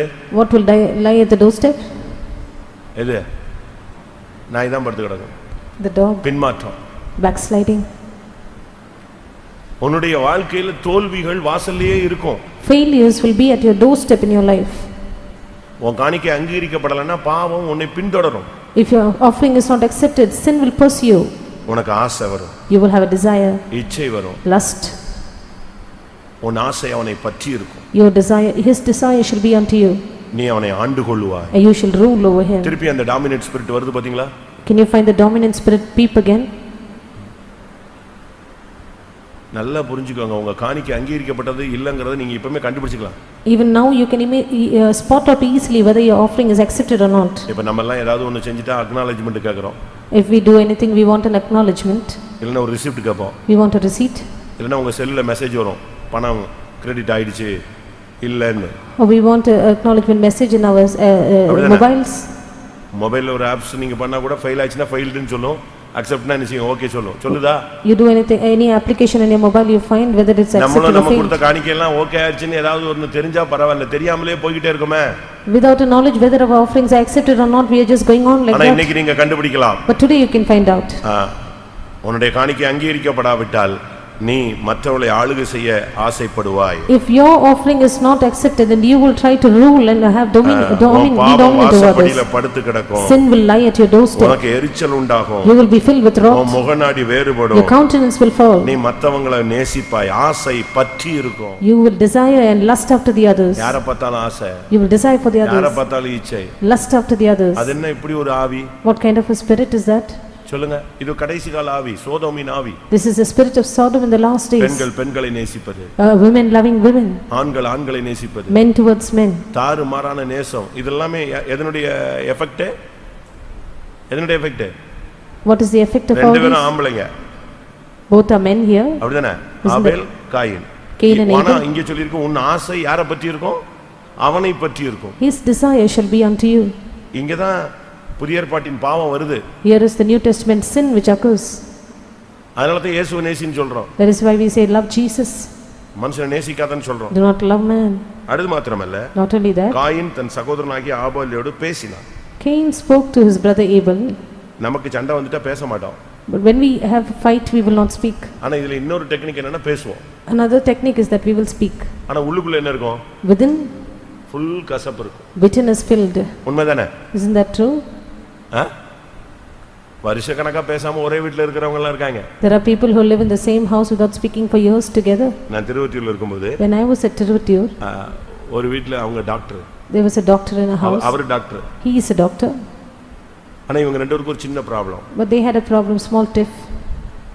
But ரெண்டு பேருமே 2 வருஷம் பேசுனது கிடையாது. 2 years they have not spoken one to another. ஒரே வீட்ல இருக்காங்க. Same house. சிஎஸ்சி சர்ச்சுக்கு ரெண்டும் சேர்ந்தே போகும். They join together, go to the CSI church. இவர் கார் ஸ்டார்ட் பண்ணிட்டாருன்னா அந்த அம்மா வெளிய வரும். Once he ignites the car, the sister will come out. Car நிப்பாட்டியாச்சுன்னா இறங்கி போயிட்டே இருப்பாங்க. The car is stopped, she will get down and go. கரெக்ட்டா 1 ஆம் தேதி இல்லனா 2 ஆம் தேதி அவர் ஹாஸ்பிடல்ல அவருக்கு ஷேர் கிடைக்கும். அந்த பணத்தை எங்கயாவது உட்கார்ந்திருக்காளான்னு அப்படி பாப்பாரு. உட்கார்ந்திருக்கானா டமால்னு அப்படி போட்டு போயிட்டே இருப்பாரு. First or second he will receive a share in the hospital, when he will come and bring the share and give it to her wherever she is seated and go away. இப்படிலாம் இருக்காங்க. This is how they go. Cain ஆபேலோடு பேசினான். Cain spoke to his brother Abel. நயவஞ்சகமா பேசினான். He allured him. 8ஆம் வசனம் சொல்லுகிறது அவன் விரோதமாய் எழும்பி அவனை கொலை செய்தான். Verse 8 says he rose up against him and slew காணிக்கை him. அங்கீகரிக்கப்படாவிட்டால் விரோதம் வரும், கொலை வரும். If your offering is not accepted, there is enmity and finally murder. தன் சகோதரனை பகைக்கிற எவனும் மனித கொலைபாதகன். He that hateth his brother is a murderer. 1 யோவான்ல பேசும் பொழுது Coming to 1 John, அங்கே காயினை பத்தி பைபிள் சொல்லுகிறது அவன் பொல்லாங்கினால் உண்டாயிருந்து பொல்லாங்கானதை செய்தான். the Bible speaks about Cain saying that he was of the son of perdition. அவன் பொல்லாங்கனான் பிசாசுனால உண்டானவன் சொல்லி. He is of the wicked one and he did wicked works. 1 யோவான் 3:12. 1 John chapter 3 verse 12. பொல்லாங்கனால் உண்டாயிருந்து தன் சகோதரனை கொலை செய்த காயினை போல் இருக்க வேண்டாம். அவன் எதினிமித்தம் அவனை கொலை செய்தான். தன் கிரியைகள் பொல்லாதவைகளும் தன் சகோதரனுடைய கிரியைகள் நீதி உள்ளவைகளுமாய் இருந்தது நிமித்தம் தானே. நல்லா இந்த வசனத்தை படிச்சுக்கங்க, பிடிச்சுக்கங்க. Read through this verse properly, hold on to this word. என்ன சொல்லிருக்கு? What is said? அவன் கிரியைகள் பொல்லாதது, அவன் சகோதரனுடைய கிரியைகள் நீதி உள்ளவைகள். இப்ப காணிக்கையினுடைய தன்மையை நீங்க புரிஞ்சுக்கங்க. His own works were evil and his brothers were righteous. Now you can understand the attribute of an offering. காயினுடைய காணிக்கை பொல்லாத காணிக்கை. The offering of Cain was an evil one. ஆபேலுடைய காணிக்கை நீதி உள்ள காணிக்கை. Abel's offering was righteous. எப்படி? என்ன நிலவரத்துல காணிக்கை கொடுத்திருக்கான் பாருங்க. Now what தன் is கிரியைகள் பொல்லாதவைகள். His own works were evil. காணிக்கை கொடுத்தான், ஆனா அது பொல்லாத ஒரு காணிக்கை. He gave an offering but it was an evil one. ஒரு இடத்துல ஒரு ஐயா காணிக்கை கொடுத்தாரு. In one place there was a old brother who gave an offering. கொஞ்ச நாள் கழிச்சு, After some time, கொஞ்ச நாள் கழிச்சு, after some days, ஒரு விசுவாசி வந்து சொன்னா, this one believer who came and said, இந்த விசுவாசி வட்டி கொடுக்கறாரு. he is giving for usury. வட்டிக்கு கொடுக்கறாரு. He gives for usury. அப்ப நான் சொன்னேன் அவர் நல்ல விசுவாசி. He is a good believer. அவங்க பிள்ளைங்கள ஊழியத்துல இருக்காங்க. His children are in the ministry. அவர் வட்டிக்கு எப்படி கொடுப்பாரு? But how can he do that? இல்ல நீங்க விசாரிச்சு பாருங்க வட்டி கொடுக்கறாரு. No, you can check out and see he gives for usury. சரி குற்றச்சாட்டுன்னு வந்துச்சுன்னு நான் கூப்பிட்டு விசாரிச்சேன். So because it was an accusation, I called and inquired. அப்ப அவர் சொன்னாரு, He said, சும்மா கைமாத்தா கொடுத்தா இவனுங்க திரும்பி தர மாட்டான் brother. if you just give it for him as an help, he will not give it back. எப்படி? சும்மா கைமாத்தா கொடுத்தா அவன் என்ன செய்ய மாட்டான், அந்த பணத்தோட சீரியஸ் அவனுக்கு தெரியாது. If you just give it as a help, he will not find it serious to give it back. அதனால வட்டின்னு சொல்லி கொடுத்திருக்கேன். So I just give it for usury. நான் சொன்னேன் அதெல்லாம் கரெக்ட் தான், இந்த method தப்பாச்சே. Everything is right, but your method is wrong. அப்ப நீங்க வட்டி வாங்கிட்டு தான் இருக்கீங்க. So it is true. வட்டி நான் யூஸ் பண்றதே கிடையாது I do not use the money. அப்படின்ட்டாரு. அப்ப என்ன பண்றீங்கன்னு கேட்டேன். Then what do you do? அதான் மாசம் மாசம் உனக்கு 1500 ரூபாய் கொடுக்கறல்ல, அதுதான் அந்த காசு தான். I give 1500 every month to you, that is that money. யாரை கடைசியில குற்றவாளி ஆக்கிட்டான்? Finally, who is the convict? என்னையே தான் குற்றவாளி ஆக்குறான். I am the convict. மாசம் 1500 ரூபாய் கொடுத்துக்கிட்டே வரான்ல, அது ஏன் காசு கிடையாது, அவன் கொடுக்குற வட்டியை தான் நான் எனக்கு தொட்டா பாவம் இல்ல, அதனால நான் அவன்கிட்ட கொடுத்துட்டேன்ட்டான். I give you 1500 every month to you because it is not. இப்படி எல்லாம் ஜித்து வேலை பண்ற பாதி பேர் இருக்கிறான் சிபிஎம்ல. There are half of the people who are like this in CPM. ஆண்டவரை ஏமாத்துறது, ஊழியக்காரனை ஏமாத்துறது, நம்மளை எல்லாம் என்னெல்லாமோ ஏமாத்துறான். Deceiving the Lord, deceiving the servants of God, in some manner they try to deceive. Bible சொல்லுகிறது அவன் கிரியைகள் பொல்லாதவைகளா இருந்தபடியால் தேவன் அதை அங்கீகரிக்கல. The Bible says because his works were evil, God did not accept him. இப்போ அவனை கொலை செய்துட்டான். Now he has slain him. அதனால பைபிள் சொல்லுகிறது அவன் பொல்லாங்கினால் உண்டாயிருந்தான், பிசாசுக்கு பிறந்தவன் சொல்றாரு. That is why the Bible says he was of the wicked one, he is born of the devil. அதுதான் அதனுடைய அர்த்தம். பொல்லாங்கனால் உண்டாயிருந்து அப்படினா என்ன அர்த்தம்?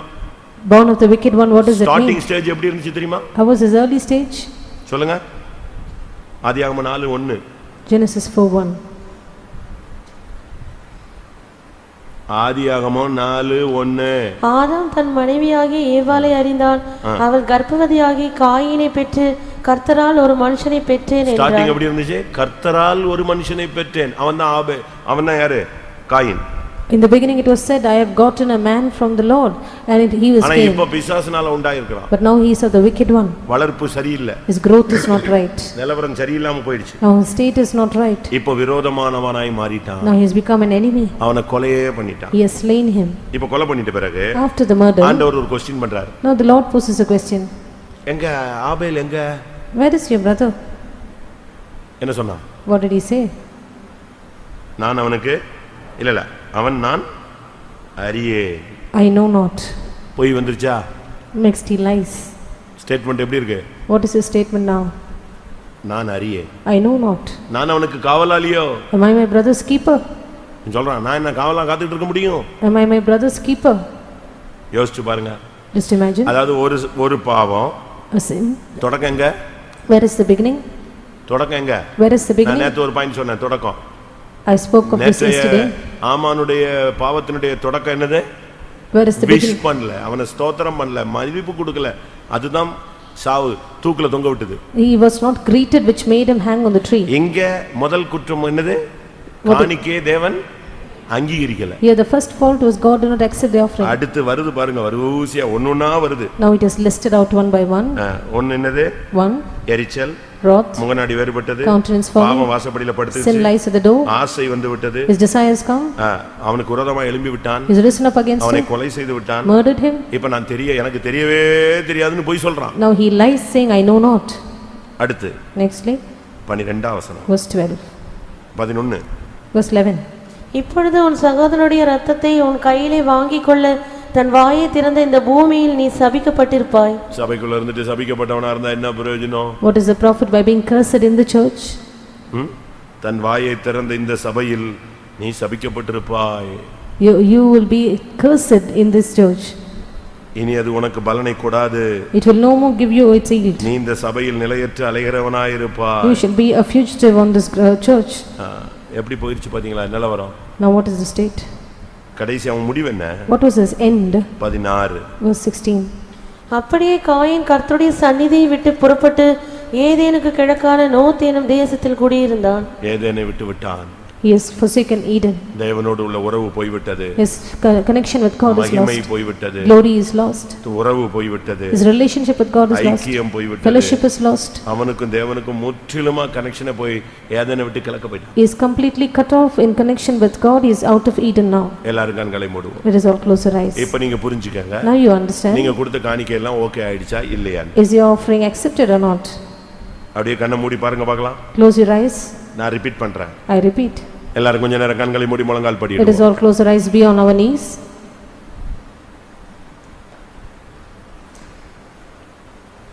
உன்னுடைய காணிக்கை அங்கீகரிக்கப்பட்டதா? Is your offering accepted? இத்தனை வருஷம் நீ இதை சிந்திக்கல. You have not thought of this so many years. இத்தனை வருஷம் உன்னுடைய நாலேஜ்ல இது வரல. This has not occurred in your mind so many years. இத்தனை வருஷம் நீ இத பத்தி யோசிக்கவே இல்ல. You never given a thought about it all these years. ஆனா இன்னைக்கு கர்த்தர் உனக்கு நினைப்பூட்டுகிறார். But today the Lord reminds you. என் மகனே, என் மகளே, My son, my daughter. நீ பண்ணின ஊழியம் அங்கீகரிக்கப்பட்டதா? Is your ministry accepted? நீ கொடுத்த காணிக்கை அங்கீகரிக்கப்பட்டதா? Is the offering you gave accepted? நீ செய்த ஒவ்வொன்றையும் தேவன் அங்கீகரித்தாரா? Has God accepted every work of yours? இத்தனை வருஷம் நீ ஓடிக்கொண்டிருக்கிறாயே, You are running for so many உன்னுடைய years. ஓட்டம் விருதாவா இல்லாவிட்டால் அங்கீகரிக்கப்பட்டதா? Is your race in vain or is it accepted? நான் ஓடினதும் ஓடுகிறதும் கிறிஸ்துவின் நாளில் எனக்கு விருதாவா இராதபடி மகிழ்ச்சியா இருக்கும்படி வாஞ்சிக்கிறேன்னு பவுல் பேசுகிறார். St. Paul says that what I have done might not be in vain, but it shall be a glory and a joy for me at the day of Christ. இத்தனை வருஷம் நீ கொடுத்த காணிக்கை உனக்கு புகழ்ச்சியாய் மாற வேண்டும். The offering that you have given for so many years should become a praise for you. அப்படி புகழ்ச்சியாய் மாறுமானால், If that will become a praise to your name, ஓ இந்த சத்தியத்தின் நிமித்தம், for this truth, இந்த உபதேசத்தின் நிமித்தம், for the sake of the இந்த doctrine, கிறிஸ்துவின் அன்பின் நிமித்தம், for the love of Christ, இந்த தேவனுடைய ராஜ்யத்தின் நிமித்தம், for the kingdom of God, எல்லாவற்றையும் கிறிஸ்துவுக்காய் சகித்து ஜீவனை கொடுப்பாய். you will endure everything for the sake of Christ. Give up your life. இந்த விசுவாசத்தின் மேல் நீ பானபலியாய் வார்க்கப்படுவாய். You will be poured as a drink offering for the sake of the faith. உன் காணிக்கை அங்கீகரிக்கப்படாவிட்டால் If your offering is not accepted, உனக்கு எரிச்சல் உண்டா? you will be filled with wrath. உன் முகநாடி Your வேறுபடும். countenance will fall. பாவத்தின் போராட்டம் இருந்து கொண்டே You will இருக்கும். have the conflict of sin every time. ஆசை இச்சைகளுடைய போராட்டம் இருந்து கொண்டே இருக்கும். You will have this conflict of desires and lust in யாரையும் you. உன்னால் நேசிக்க முடியாது. You cannot love anyone. நீ பகைப்பாய், You will hate. விரோதிப்பாய், You will have enmity. தேவைப்பட்டால் கொலை செய்வாய், If needed, you will murder. ஆண்டவரிடத்திலேயே பொய் சொல்வாய். You will lie to the Lord. இப்பொழுது நீ சபிக்கப்பட்ட ஒரு நிலவரத்துக்கு வருவாய். Now you will come to a cursed state. ஒரு கட்டம் வரும் பொழுது At one point of time, தேவ சந்நிதியை விட்டு விலகுவாய். you will depart from the presence of God. எவ்வளவு கொடூரமான ஒரு முடிவு. What a cruel end. உன்னுடைய மகிமையான துவக்கம் எங்கே? Where is உன்னுடைய your கொடூரமான முடிவை நீ தேடுகிறாயோ? Where is your glorious beginning? Are you seeking for a cruel end? ஒரு 10 நிமிஷமோ 15 நிமிஷமோ எல்லாரும் கண்ணை மூடி முழங்கால் போடுவோம். 10 or 15 minutes, let us all close our eyes, be on our knees. நான் கொடுத்த காணிக்கை நீங்கள் கொடுத்த காணிக்கை அங்கீகரிக்கப்பட வேண்டும். You and I, whatever we have offered should be accepted. காணிக்கை அங்கீகரிக்கப்பட்டால் நாம் அங்கீகரிக்கப்படுவோம். If our offering is accepted, then we are accepted. காணிக்கை அங்கீகரிக்கப்படாவிட்டால் நாமும் அங்கீகரிக்கப்பட மாட்டோம். If our offering is not accepted, then we are not received of the Lord. கர்த்தர் காண்கிறார். The Lord is watching us. கர்த்தர் கேட்கிறார். God is hearing us. கர்த்தர் உணர்கிறார். The Lord feels us. கர்த்தர் பார்க்கிறார்.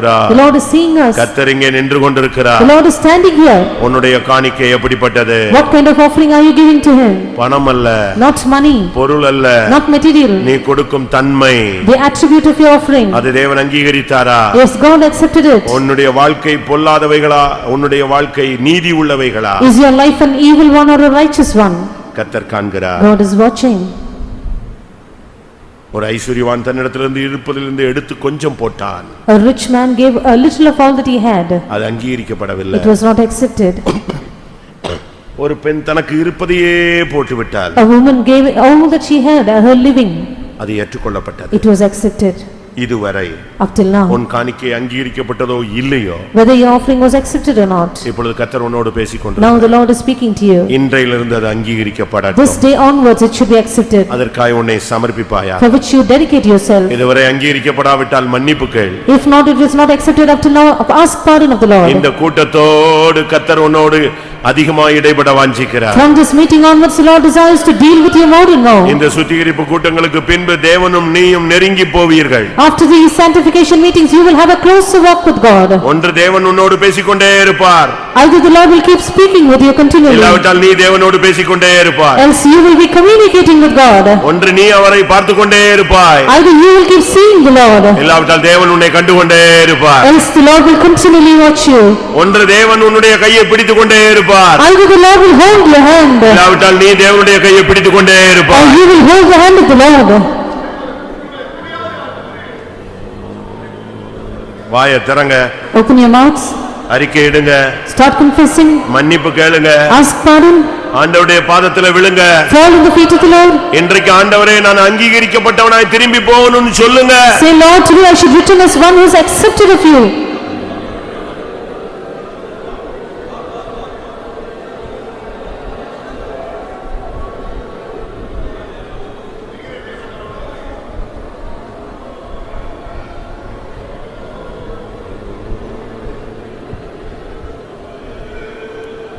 நான் இதுவரை செலுத்தின காணிக்கை அங்கீகரிக்கப்பட்டதோ இல்லையோ என்கிற ஒரு பெரிய கலக்கம் என்னை ஆட்கொண்டு விட்டது என்று எத்தனை பேர் ஒத்துக்கொள்ளுகிறீர்கள்? How many of you accept there's a great confusion within me whether the offering I've offered up till now is accepted or not?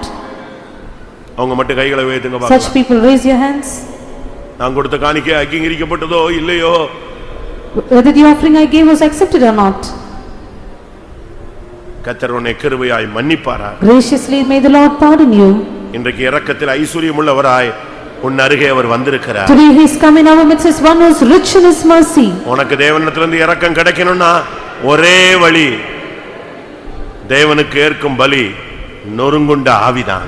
If you want to obtain the mercies of God, only one way, the perfect sacrifice unto the Lord is a broken spirit. இருதயம் நொறுங்கி இப்பொழுது தேவனுடைய பாதத்தில் நீ விழுவாயானால் நீயும் உன் காணிக்கையும் உன் குடும்பமும் உன் ஊழியமும் உன் ஜீவியமும் அங்கீகரிக்கப்பட்டதாய் மாறும். With a broken heart, if you will fall at the feet of the Lord right now, you, your family, your ministry, and all that you've done will be accepted of the Lord.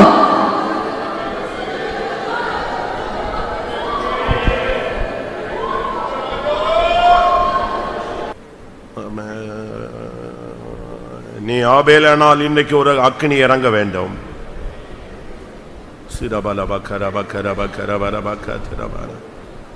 இதுவரை நீ அங்கீகரிக்கப்படாதவனாய் இருந்தாலும் இன்றைக்கு உன்னுடைய அறிக்கையின் மூலமாய் கர்த்தர் உன்னை அங்கீகரிக்க வேண்டுமானால் ஒரு அக்கினி இறங்குவதை நீ அனுபவிக்க வேண்டும். ஆமென், ஆமென், ஆமென், ஆமென், ஆமென், ஆமென், ஆமென். ஓ ரபலபகரா,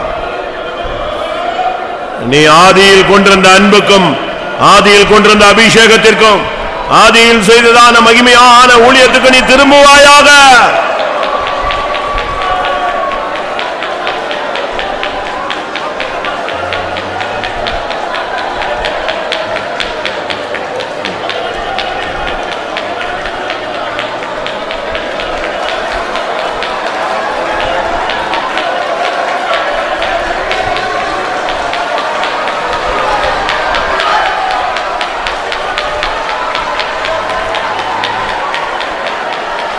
ராமானியா ரஹானியா ராபாலா.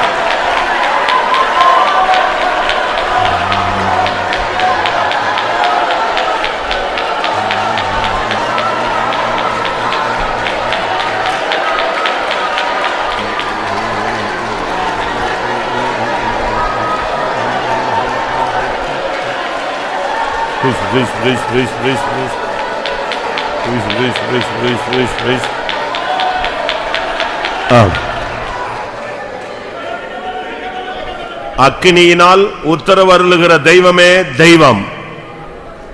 இன்றைக்கு ஒரு அக்கினி உன்மேல் வந்து இறங்க வேண்டும். வாலிபர்களானாலும் சரி, ஊழியர்களானாலும் சரி, சண்டே ஸ்கூல் டீச்சர்ஸோ, புதிய விசுவாசிகளோ, பழையவர்களோ புதியவர்களோ, எல்லாரும் உங்களை நீங்கள் ஆயத்தப்படுத்திக் கொள்ளுங்கள். ஆமா, நீ அங்கீகரிக்கப்படும்படியாக தவித்துக் கொண்டிருக்கிறாய், அங்கீகரிக்கப்படும்படியாக நீ புலம்பிக் கொண்டிருக்கிறாய். இன்றைக்கு கர்த்தர் உன்னை அங்கீகரிக்க போகிறார். ஒரு அக்கினி உன்மேல் வந்து அமரட்டும்.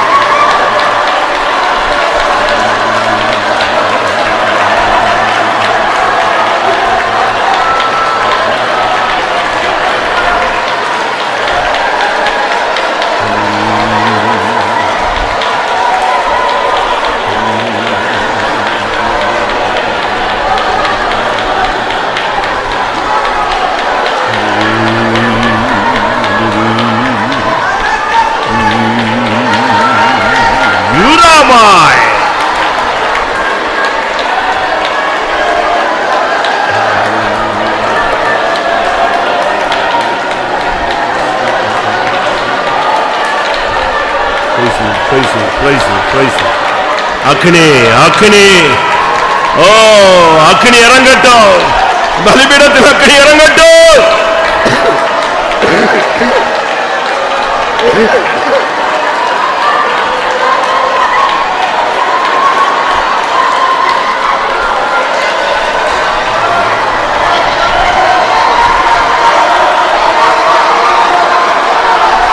அக்கினி இறங்கட்டும்.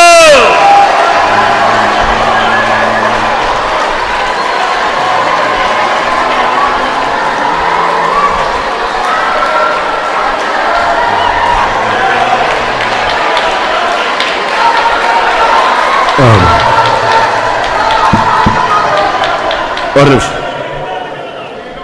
இன்றைக்கு 2 பாயிண்ட்டுக்காக நம்ம ஒப்பு கொடுத்திருக்கிறோம். ஒன்று ஆதியில உள்ள அனுபவம், இரண்டாவது அங்கீகரிக்கப்பட வேண்டிய அனுபவம். இந்த ரெண்டுக்குமே உள்ள தன்மை என்ன? நீங்க ஆதி நிலத்துக்கு வந்துட்டீங்கன்னா ஆதியில உள்ள அபிஷேகம் உன் மேல இப்ப இறங்கும். கர்த்தர் உன்னை அங்கீகரிச்சுட்டாருன்னா ஒரு அக்கினி இறங்கும். இந்த ரெண்டையும் நீ பெறாம எழும்பி போக கூடாது. எத்தனை பேருக்கு அது தேவை? அந்த துவக்க கால அபிஷேகம், அந்த துவக்க கால அக்கினி. ஹல்லேலூயா. ஏய்ல பக்கரா பக்கத்துடா.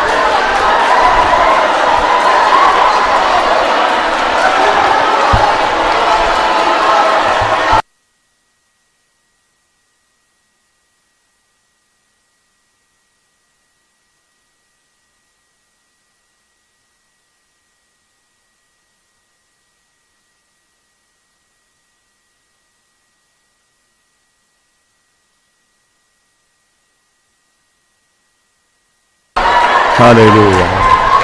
ஆம், ஒரு 10 நிமிஷம் நீங்க உங்களை மறந்துருங்க. குடும்பத்தை, பிரச்சனைகளை, போராட்டங்களை, தேவைகளை எல்லாத்தையும் கொஞ்ச நேரம் ஒதுக்கி வைங்க. இன்னைக்கு 2 காரியம்தான்.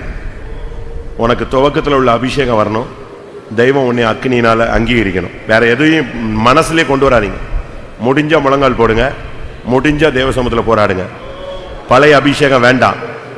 இன்னைக்கு கர்த்தர் ஒரு புதிய அக்கினியினால் உன்னை தொட போகிறார்.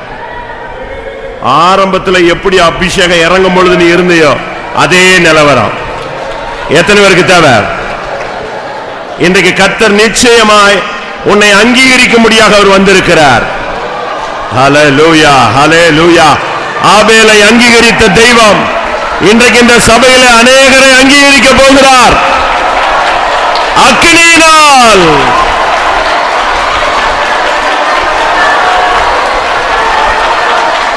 வீரபாணியா, ஹல்லேலூயா. திடா திடா திடா திடா.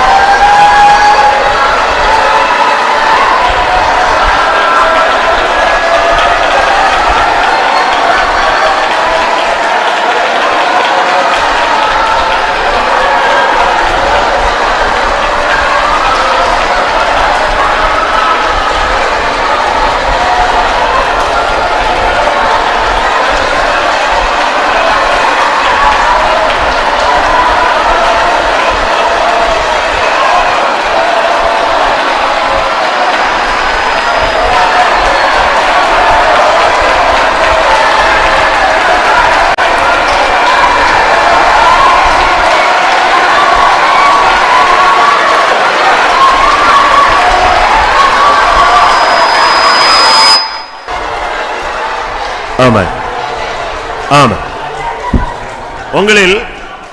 உங்களில் அநேகருக்கு அபிஷேகத்துக்கு ஆவியானவரை என்ஜாய் பண்ண தெரியல. உங்களுக்கு அநேகருக்கு அபிஷேகத்தை நிரம்பி உங்களால கலிகூற முடியல, தெரியல. நீங்க ஒண்ணே ஒண்ணு செய்யுங்க, கர்த்தருடைய கரத்துல அப்படி போடுங்க. இன்னைக்கு கர்த்தர் ஒரு நிறைவான அபிஷேகத்தோடு வந்திருக்கிறார். இன்னைக்கு திட்டமா உன்கிட்ட பேச போறாரு. இனிமேல் உன்னுடைய வழிகள் நேராக போகிறது. அற்புதங்களை தேவன் செய்யட்டும். எத்தனை பேர் விசுவாசிக்கிறீர்கள்? இதுவரை இல்லாத ஒரு அபிஷேகம். ஹல்லேலூயா. இரட்டிப்பான வல்லமை. சாபத்தின் கட்டுகள் அறுந்து போகட்டும். தடை செய்கிற ஆவி விலகட்டும்.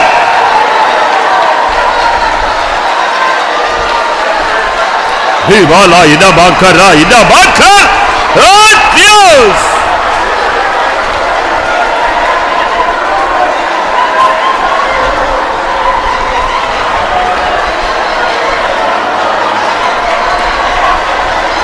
ஹல்லேலூயா, ஹல்லேலூயா.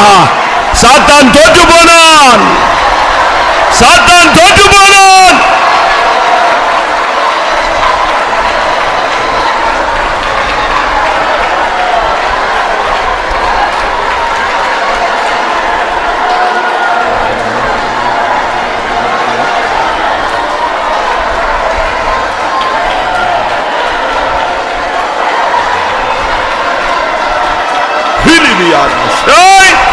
Let it die.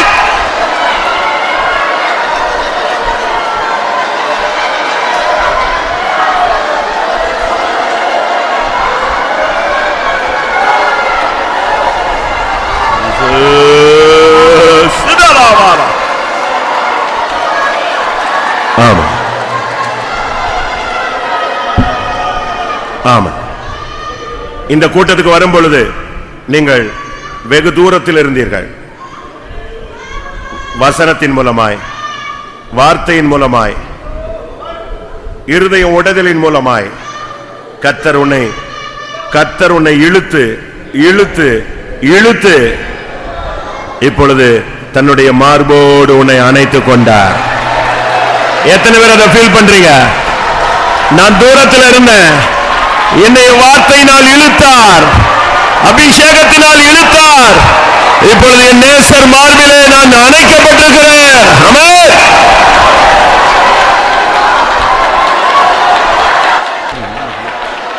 ஆமென் ஆமென் ஹalleluya ரிபிலாபாலாகா துடாபாகா ஹித்ராயினா மனாஷபாலாபாரியாராமா. ஆமா, இந்த கூட்டத்துக்கு வரும்போது நான் ரொம்ப far away, ரொம்ப டிஸ்டன்ஸ்ல இருந்ததை நான் ஃபீல் பண்ணேன். ஆனா கர்த்தர் என்னை கொஞ்சம் கொஞ்சமா இழுத்தார். எத்தனை பேர் அதை ஃபீல் பண்றீங்க? உண்மையா அனுபவத்தில் உணர்ந்தவங்க சொல்லுங்க. தேவ சமூகம், ஜெபம், அபிஷேகம் இதெல்லாம் எனக்கு ரொம்ப தூரத்தில் இருந்துச்சு. ஆனா டைம் ஆக ஆக என்னை இழுத்து கொண்டார், ஒன்று கூட இழுத்து கொண்டார். ஆமென். இழுத்து இழுத்து இப்பொழுது என் நேசர் மார்பில் சாய்ந்து கொள்ளக்கூடிய அளவில் என்னை இழுத்து அனைத்து சேர்த்துக் கொண்டார்.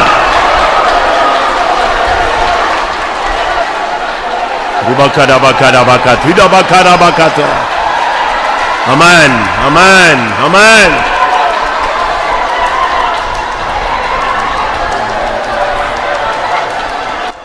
என் நேசர் மார்பிலே நான் சாயும் நேரமே, நேசர் மார்பிலே நான் சாயும் நேரமே, என்ன மதுரை சொல்லியாரே,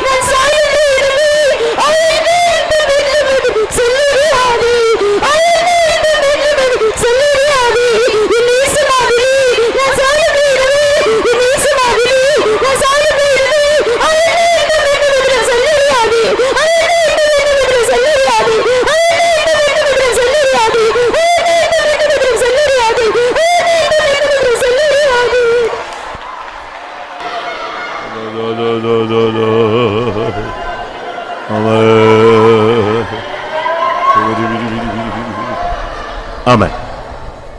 உங்களில் அநேகருக்கு கர்த்தர் ரட்சணியத்தின் சந்தோஷத்தை திரும்ப தந்திருக்கிறார்.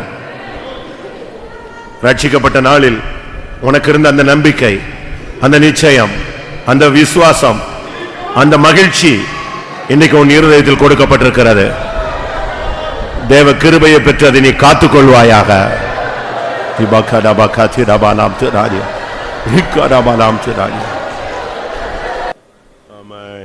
ஆமென். கர்த்தருடைய சமூகத்துக்காக ஸ்தோத்திரம் பண்ணுவோம். இந்த நாலாவது கூட்டத்தை கர்த்தர் பொறுப்படுத்தபடினால ஸ்தோத்திரம் பண்ணுவோம். கிருபையினால் ஆவியானவர் இறங்கி ஆளுகை செய்தார், அதற்காக ஸ்தோத்திரம் பண்ணுவோம்.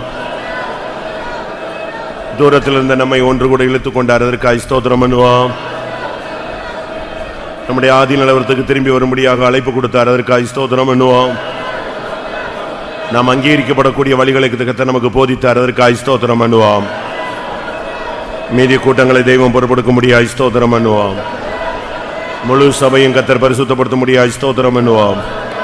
எல்லா மகிமையும் அவருக்கே செலுத்தி ஸ்தோத்திரம் பண்ணுவோம். ஜாம். நேசிக்கிற நல்ல ஆண்டவரே, ஆசீர்வதிக்கப்பட்ட നമ്മുടെ മഹിമൻ സമുദ്രക്കായി നന്ദിയോടും സ്തോത്രിக்கிறோம் കർത്താவே.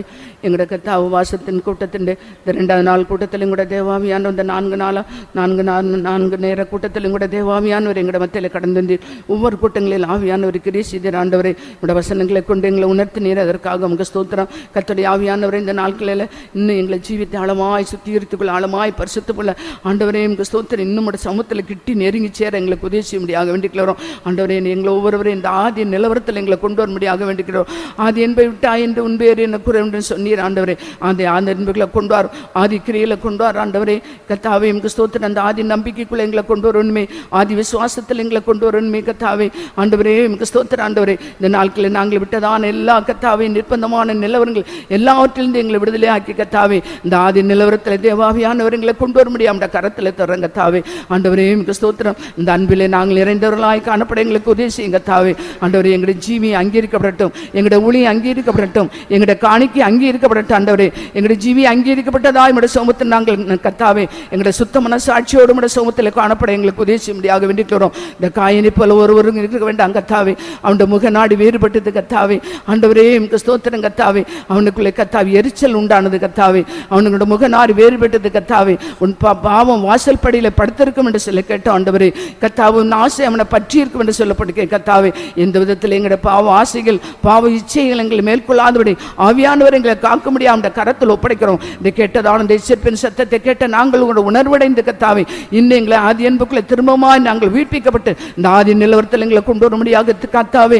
உடைய கரங்களில் எங்களுக்கு எங்களுடைய ஆணிபாய்க்கப்பட்ட கரத்தில் எங்களை சமர்ப்பிக்கிறோம். தொடர்ந்து நம்முடைய சமூகம் கூட இருக்கட்டும். தேவ சமூகத்தில் இந்த மக்கள் எல்லாம் உணர்த்தினீர், உயிர்ப்பித்தீர், ஆசீர்வதித்தீர், பலப்படுத்தினீர். அதுக்கு ஸ்தோத்திரம். நாங்கள் அறிக்கையிட்டதான குற்றங்கள் குரல் திரும்ப வராதுன்னு எங்களை பாதுகாக்கணுமே, எங்களை பரிசுத்தமாக்கும். நாங்கள் பரிசுத்தமாக்கப்பட்டவர்களாய் தேவ சன்னிதானத்தில் கர்த்தாவே மகிழ்ச்சியோடு நம்முடைய சமூகத்தில் நிறுத்தப்பட எங்களை தாழ்த்து நம்முடைய கரத்தில் தரும். எல்லா துதிகரமையும் எடுத்துக்கொள்ளும். இயேசு நாமத்தில் வேண்டிக்கிறோம் பிதாவே. ஆமென். நம்முடைய கர்த்தராகிய இயேசு கிறிஸ்துவின் கிருபையும் பிதாவாகிய தேவனுடைய அன்பும் பரிசுத்தாவின் ஐக்கியமும் நம்ம சகல பரிசுத்தவான்களுடைய கர்த்தராகிய இயேசு மகிமையிலே வெளிப்படும் மட்டும் இருப்பதாக. அல்லேலூயா.